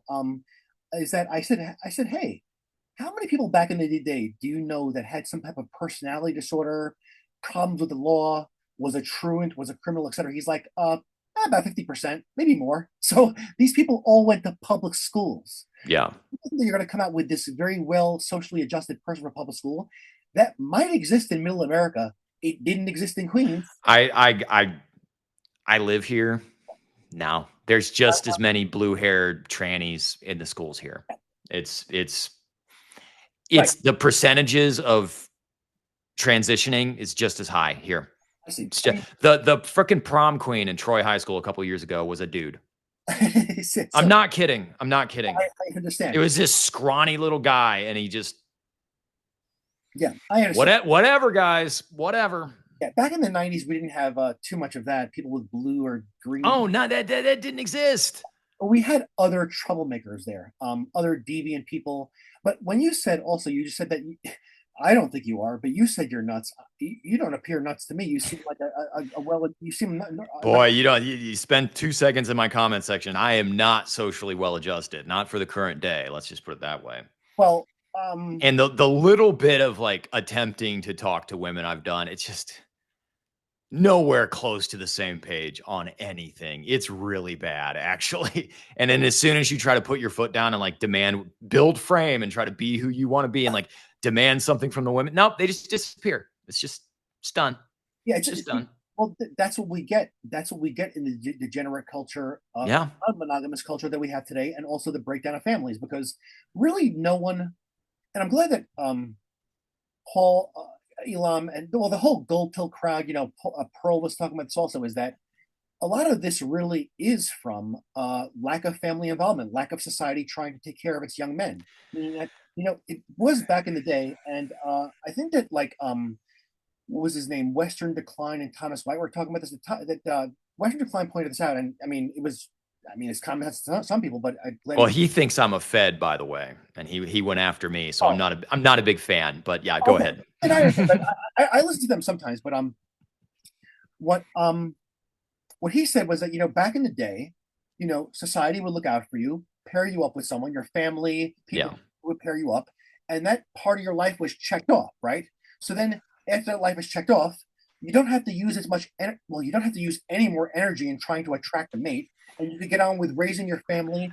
Now you have to stay attractive to the wife who's going to get 500 pounds and go screw a bunch of other people from high school because they started talk to him on Facebook 15 Right, years right, later. right. It's But you see, this is what Devlin pointed out, though, and obviously it's kind of common sense. But even in the animal kingdom, he said there's an inverse relationship between uh, parental investing and mate seeking, meaning that in areas where there's a bunch of mate seeking, uh, there's too much effort being spent on just attracting a mate. yeah. Where finally getting the mate, initially getting the mate, And then keeping the mate around. The amount of vetting, like that's all they talk about is you better stay in shape for your wife.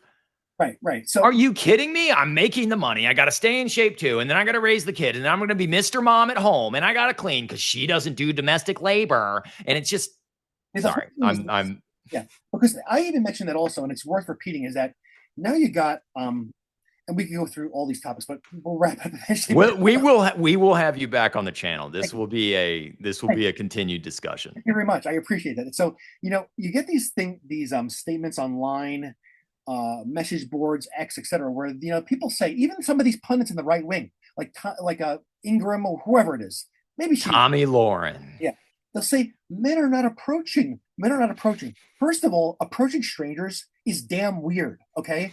And Well, it is at best, it's weird. It's likely a criminal offense now, and you're exactly, likely to get exactly. Right. maced. You Right. literally could get maced, even worse, Yes. So or worse. right. So even in the 90s, and like Hell by the Dashboard Light mentioned this like so I think even years ago maybe, he said this, and it's true. He said that you're not supposed to meet people, you're supposed to know people. That I said, what is this guy talking about? It seems incongruent, right? Yeah. But you That see, makes perfect sense to me. yeah, because in the 90s, as degenerate it was, there were people hanging out in hordes. I mean, you go up to a handball court, and there were literally There hordes was of the gang. It was like the gangs. It that's was right. like the gangs of guys. I run with these guys. I run with these guys. It's like that was a thing. Yeah, that was even a thing when I grew up. Yes, and they would know women, and you asked that a woman you already freaking knew already, or Right. she was giving you the Google eyes, and you were giving her the eyes, and you asked each other out. It wasn't this oh, men aren't approaching these days, and even the red pillars put the pressure on men also to approach. You know, No, it's all men's fault. you're going to hit the pavement and approach 20 strangers. Now, From beginning to end, it's the men that are lacking, yes, not the women. right, Never the women. exactly, From yes, beginning to end, right and left, every red pill, feminist, doesn't matter. It's the men who are wrong. yes. You see, if I were a single man, I would approach, but I would only approach if someone gave me the so-called indicator of interest. If a woman started a conversation with me, well, yeah, duh, I would. And you know what's funny is they are really good at giving the indicator of disinterest. They Yes, are really good at that. they're And very. I swear people do not understand what I mean when I say that. Like women make it real clear in public they don't want to be approached. Yes, they do actually. And if a woman gives you an indicator of interest, she likes you. That's it. So, you know, And it's very rare. yeah, I would say that it's rare for most men. Yes, Yeah, most men are not getting approached. Not approached. Most men are not getting interest out and about in public by women. not ever. It's a big problem because of the lack of. Well, Community. It goes back to the lack of community because exactly what you were just saying was you used to have your friend group, they had their friend group, you guys all kind of knew each other. And quite frankly, the age of first marriage used to be 18. Used to yes, be in the exactly. teenagers. Like it's 30 now. Yes, my At 30, you have two different lives. yes, And most people by 30, they don't have any friends left. yes. You see, that's a good thing that you said this because my view, and I've said it on X before, is that my view is that if a woman wants to wreck her 20s, have boyfriends, date. There's your fucking 20s there. Excuse my language. I don't want to curse too much in your show, but really, Oh, the, the boyfriend girlfriend concept is actually what wrecks the fertility rate. yep. Eating too.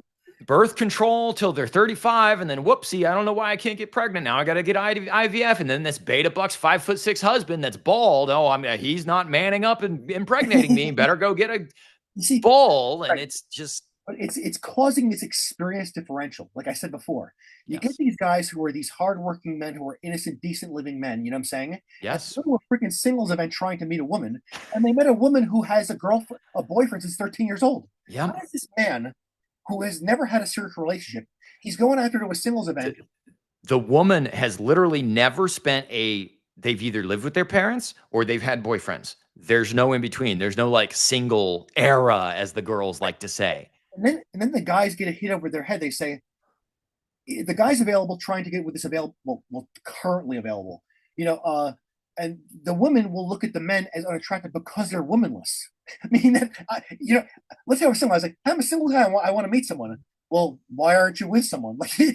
they create. It's exactly the same as the job market right now. If you're unemployed, you're not getting a job. Yeah, it's like you know, like the saying, if you want to make money, you need money. Well, how do you get the money? It's really a damn mess out You there. ever see that movie Hucksters?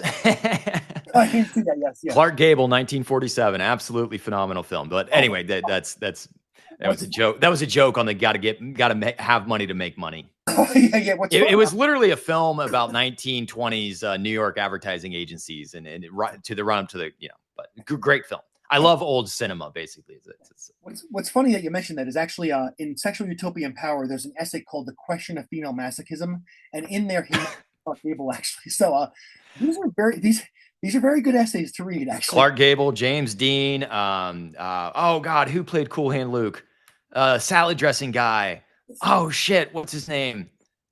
He was the heartthrob. Oh, it's I don't know. escaping me. And you know who I'm Paul Newman. Paul Newman. Oh, Paul He Newman. played, and then Moses, the guy that played Moses. You know, Oh yeah, that Charlton Heston. You know, yeah, it's yes, just yes, yes. But have you ever noticed like and Devlin pointed this out, and I knew it. It seemed to me the truth. I already observed already. But you ever see these guys, the sex symbols in movies? They're just these guys who have all this wealth, but they don't really have a job, and they have all this free time to hang out with women. Like you ever see Sex in the City? That guy, Mr. Big. I'm I got to age 37 without ever actually watching more than 30 seconds of a clip of Sex in the City, and I will die without ever seeing more than I know who you're talking about. And I quintessentially believe that all of the ruined women in the millennial generation are a direct result of Carrie Bradshaw. It is a direct result of that other chick from Friends, Yeah, the Jennifer Aniston's chick in Friends, Carrie Bradshaw, all of those moved to New York and be a writer girly who just suddenly meets this Jason Momoa built jacked guy who's Prince Charming coming out of nowhere. They're in their 40s still waiting for Mr. Big to just pop out of the sky. And I lived in New York City. All the women are like that. They're all like that. If they're white, semi affluent, middle class from the Midwest, they are Carrie Bradshaw. They are living her life, yeah, period. It's wild. yeah. Let's see what years it was. It was like 1999 when Yeah, Sex those, in the yeah, City yeah, was super popular. The Sopranos was the kind of the dialectic opposite of Sex in the City. yeah. I like And to. that's Northeast too. I mean, that Tony Soprano, that's New Jersey. Yeah, because in the 2000s, the aughts, I was using the dating, not dating apps. The apps weren't out yet. Plenty of fish. I was using Match.com, Yep. It was like the websites before the apps. American eHarmony. eHarmony was another one. eHarmony, uh, Plenty of Fish. What's the other one I use? AmericanSingles.com. And I found these. Boy, yeah, you are before my time. I don't remember that one. I see. I met my first actual serious girlfriend in like 99, or I think it was 2000 actually, from Love at AOL actually. No, kid. You know what's funny? I've heard that Facebook dating is like a new thing that's actually working for people these days. Like, I don't know anything about it, but I've heard people actually meeting people on Facebook dating. I don't know what quality of person they're meeting on Facebook dating, but that's really funny. You mentioned AOL. Yeah, because That's no, yeah, because my friend met her second husband on Facebook dating, so it that's worked. second husband. Shocker. So what I'm saying is that I mean, even my cousin actually, she met her husband on Tinder actually. So Yeah, it of, does. of course. It I works. got some things to say about that. Tinder just rolled out a height preference, by the Oh yeah, way. yeah, yeah, yes. But okay, let me ask your opinion. Actually, I want to get your input actually because I've been rambling quite a bit here. Is that do, I've thought about this, right? Is it? I'm not on a dating app. I'm not a 10% guy. I'm not on a dating app, right? It's But it's hell. what I'm saying is that my two friends met their second wives on dating apps. Like my friend met his second wife on Bumble. Actually, both of my friends, now I think about it, both of them met their wives on second wives on Bumble, right? So these men are not Andrew Tate, right? They're not. I have an opinion on this. I got to pause really quick. I'll be right back. Okay. Sure, yeah.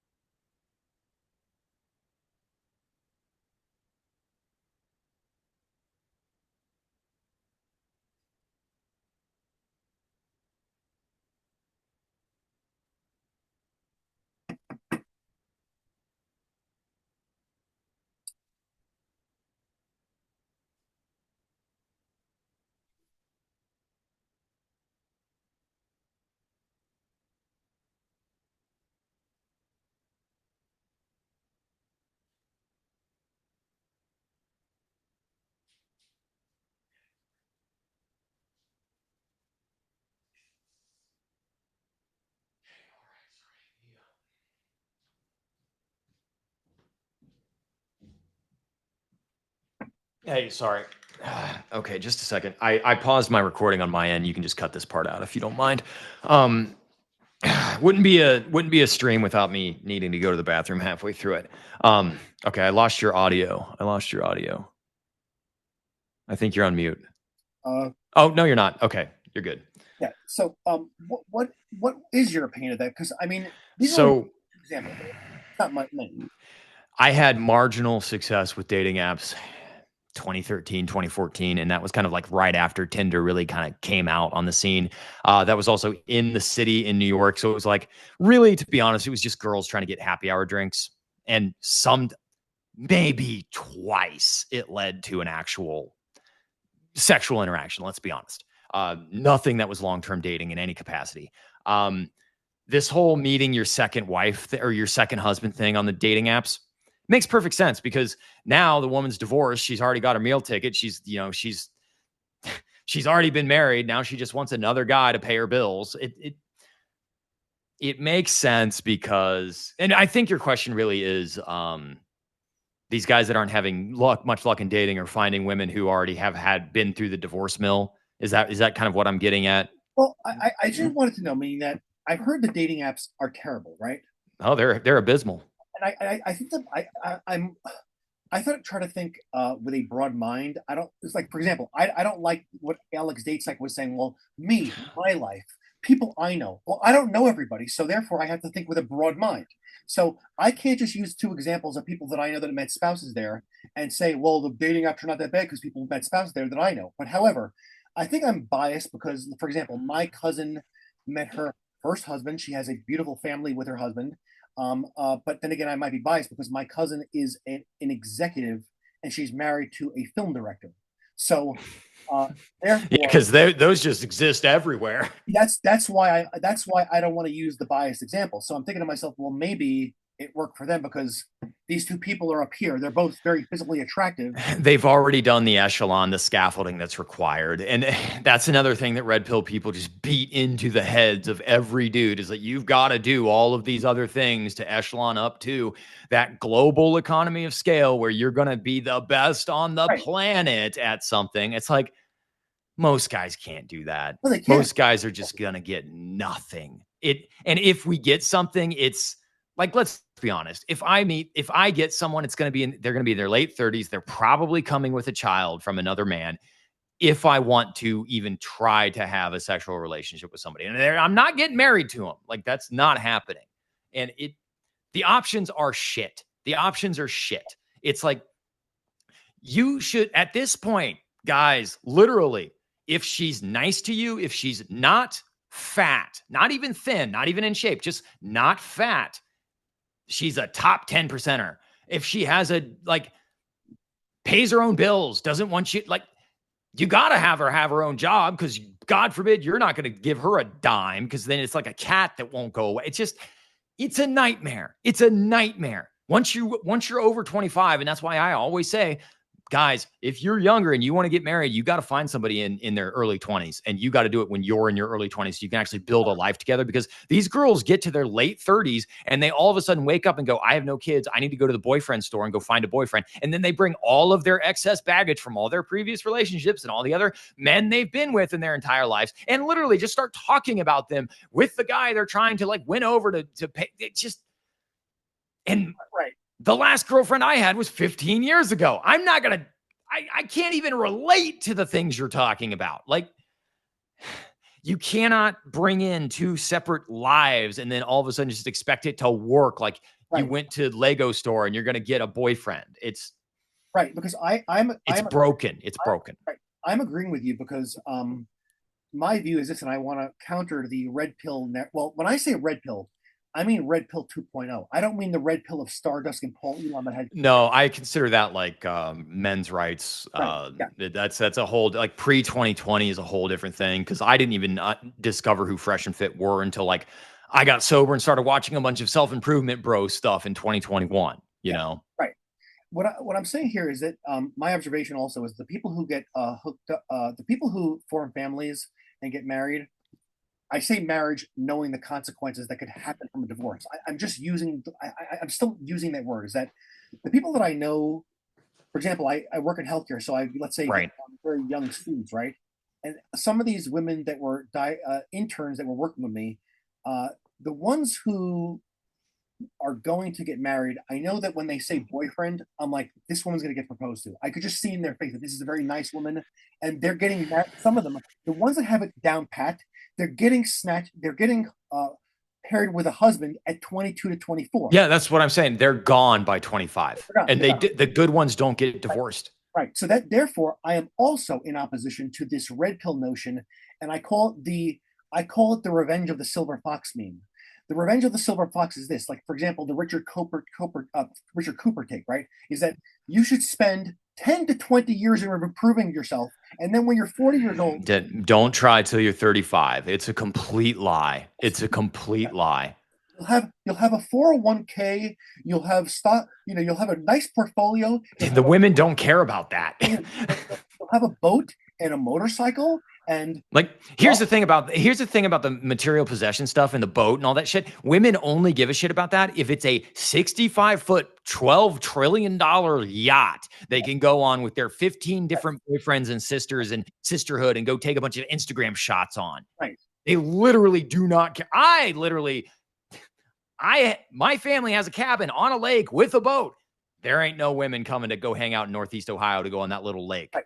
There's just not. They're using the silver fox. I've actually seen some of these guys say, "You'll be the most sexually attractive at 40 to 50." You're really not. You're not. Look, I'm 36. It's been 8 years. They're not coming out of the woodwork. And definitely not younger ones. It doesn't exist. And the apps are just abysmal. The apps are absolutely abysmal. The only women that I get fed on Hinge, and Hinge is the only app I use anymore because supposedly it's supposed to be the one where you can actually find women on. They're just 35 and up, and they're all liberal, and they all are covered in tattoos, and 50% of them have a kid with, literally have a picture with a mixed race kid. And I'm not saying that's bad. Like, that's not the point of me saying that, but it's like statistics.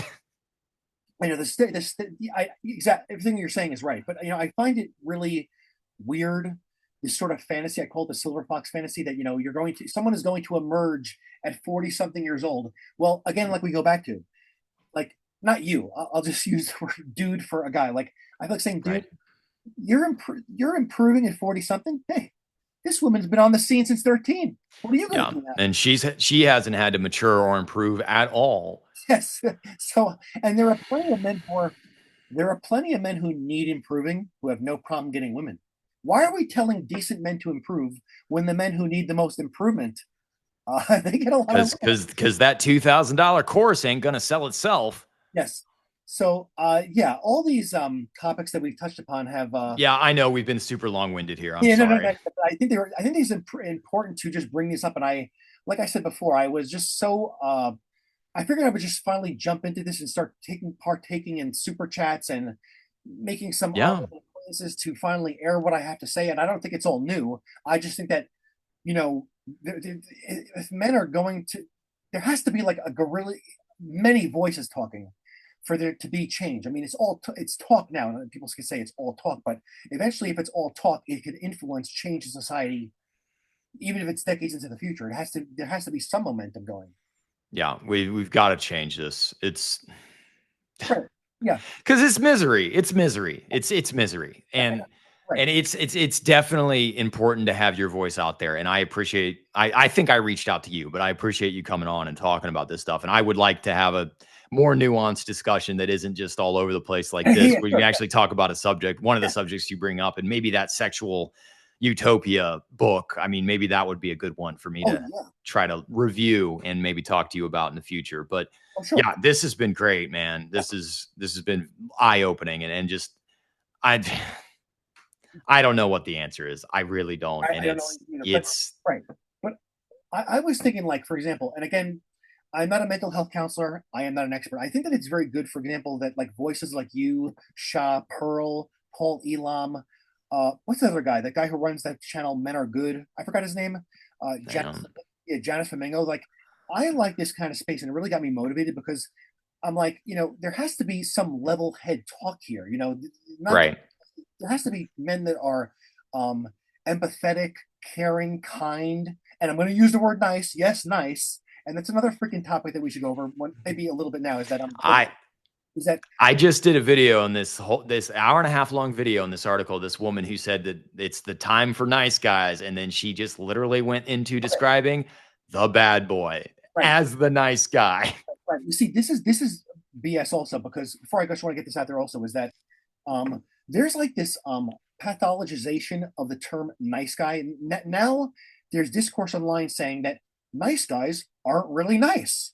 Oh, that's been around for 20 years. I remember getting lectured about that in college. Yeah, but that's not okay. That's why from now on I'm using the term decent man, because um I like that. Yeah. yeah, I'm actually nice, and people who know me, I am nice. I mean, what is the alternative? I'm going to be mean to people? You know what's funny is nice also is calling out bullshit. And I don't mean the way that excuse me, I get castigated in my comment section about like all these dude bros come in and go, Raymond, you know what the problem is. You're not working out. You need to fix your face. You need to fix your teeth. You need to buy some hair. You're not trying enough. That's not calling out the bullshit. That's not being critical and saying, oh, I'm being a loving older brother and I'm just going to call you a loser and make sure that you Yeah, feel yeah, bad about yourself.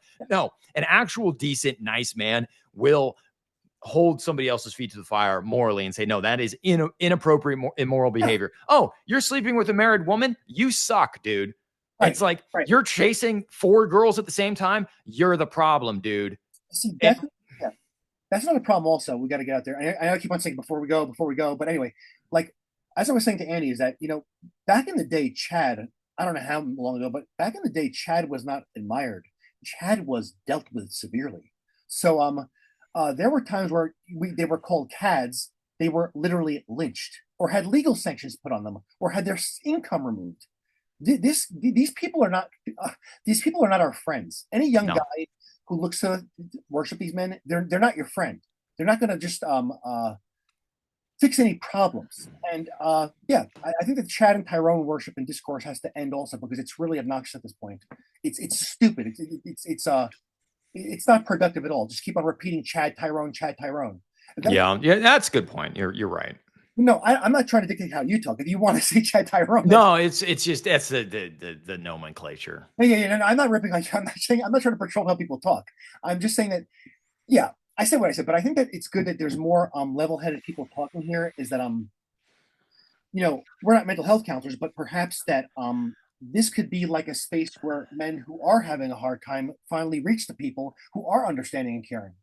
Well, I'll be honest. I started my channel because I got really sick of being told one thing over and over and over again and realizing it wasn't true. And it was the stuff who were supposedly helping me. And it's like, none of this stuff was working. None of this stuff is working. I mean, Right. some of my earliest videos were calling out manosphere MGTOW guys. And it's like, you're all on your fourth divorce. You all have baby mama drama. You're all dating single mothers. It's like, you're not living the stuff you preach at all. Yeah. Exactly. Yeah. It's yeah. Again, that's why this space is better, I believe. Shah's channel, your channel. So yeah, but I guess we could wrap up, and so we'll be in touch after. I'll send you those links to those books. Yes, please do. And please come back on the channel. I'd like to have a further discussion about these things. I have a way of just bloviating and going for 2 hours. That's fine. Yeah, Yeah, yeah, you know how it is. You like to hear yourself talk and yeah. Same you with me. don't Yeah, stop. So, yeah, all right, I'm gonna go ahead and end it on the. Thank you very much, Bradley. We're gonna put your channel up on the screen again. A male space. Please go subscribe. The link will be in the description. Thank you very much for your time, man. thanks. And maybe we'll be in touch after. If I could get that image from you that I could use on my channel too. Yeah, absolutely, absolutely. Anyway, I'm gonna go ahead and stop it here. Okay. So again, Bradley, thank you so much. Thank you for having me. Have a good day.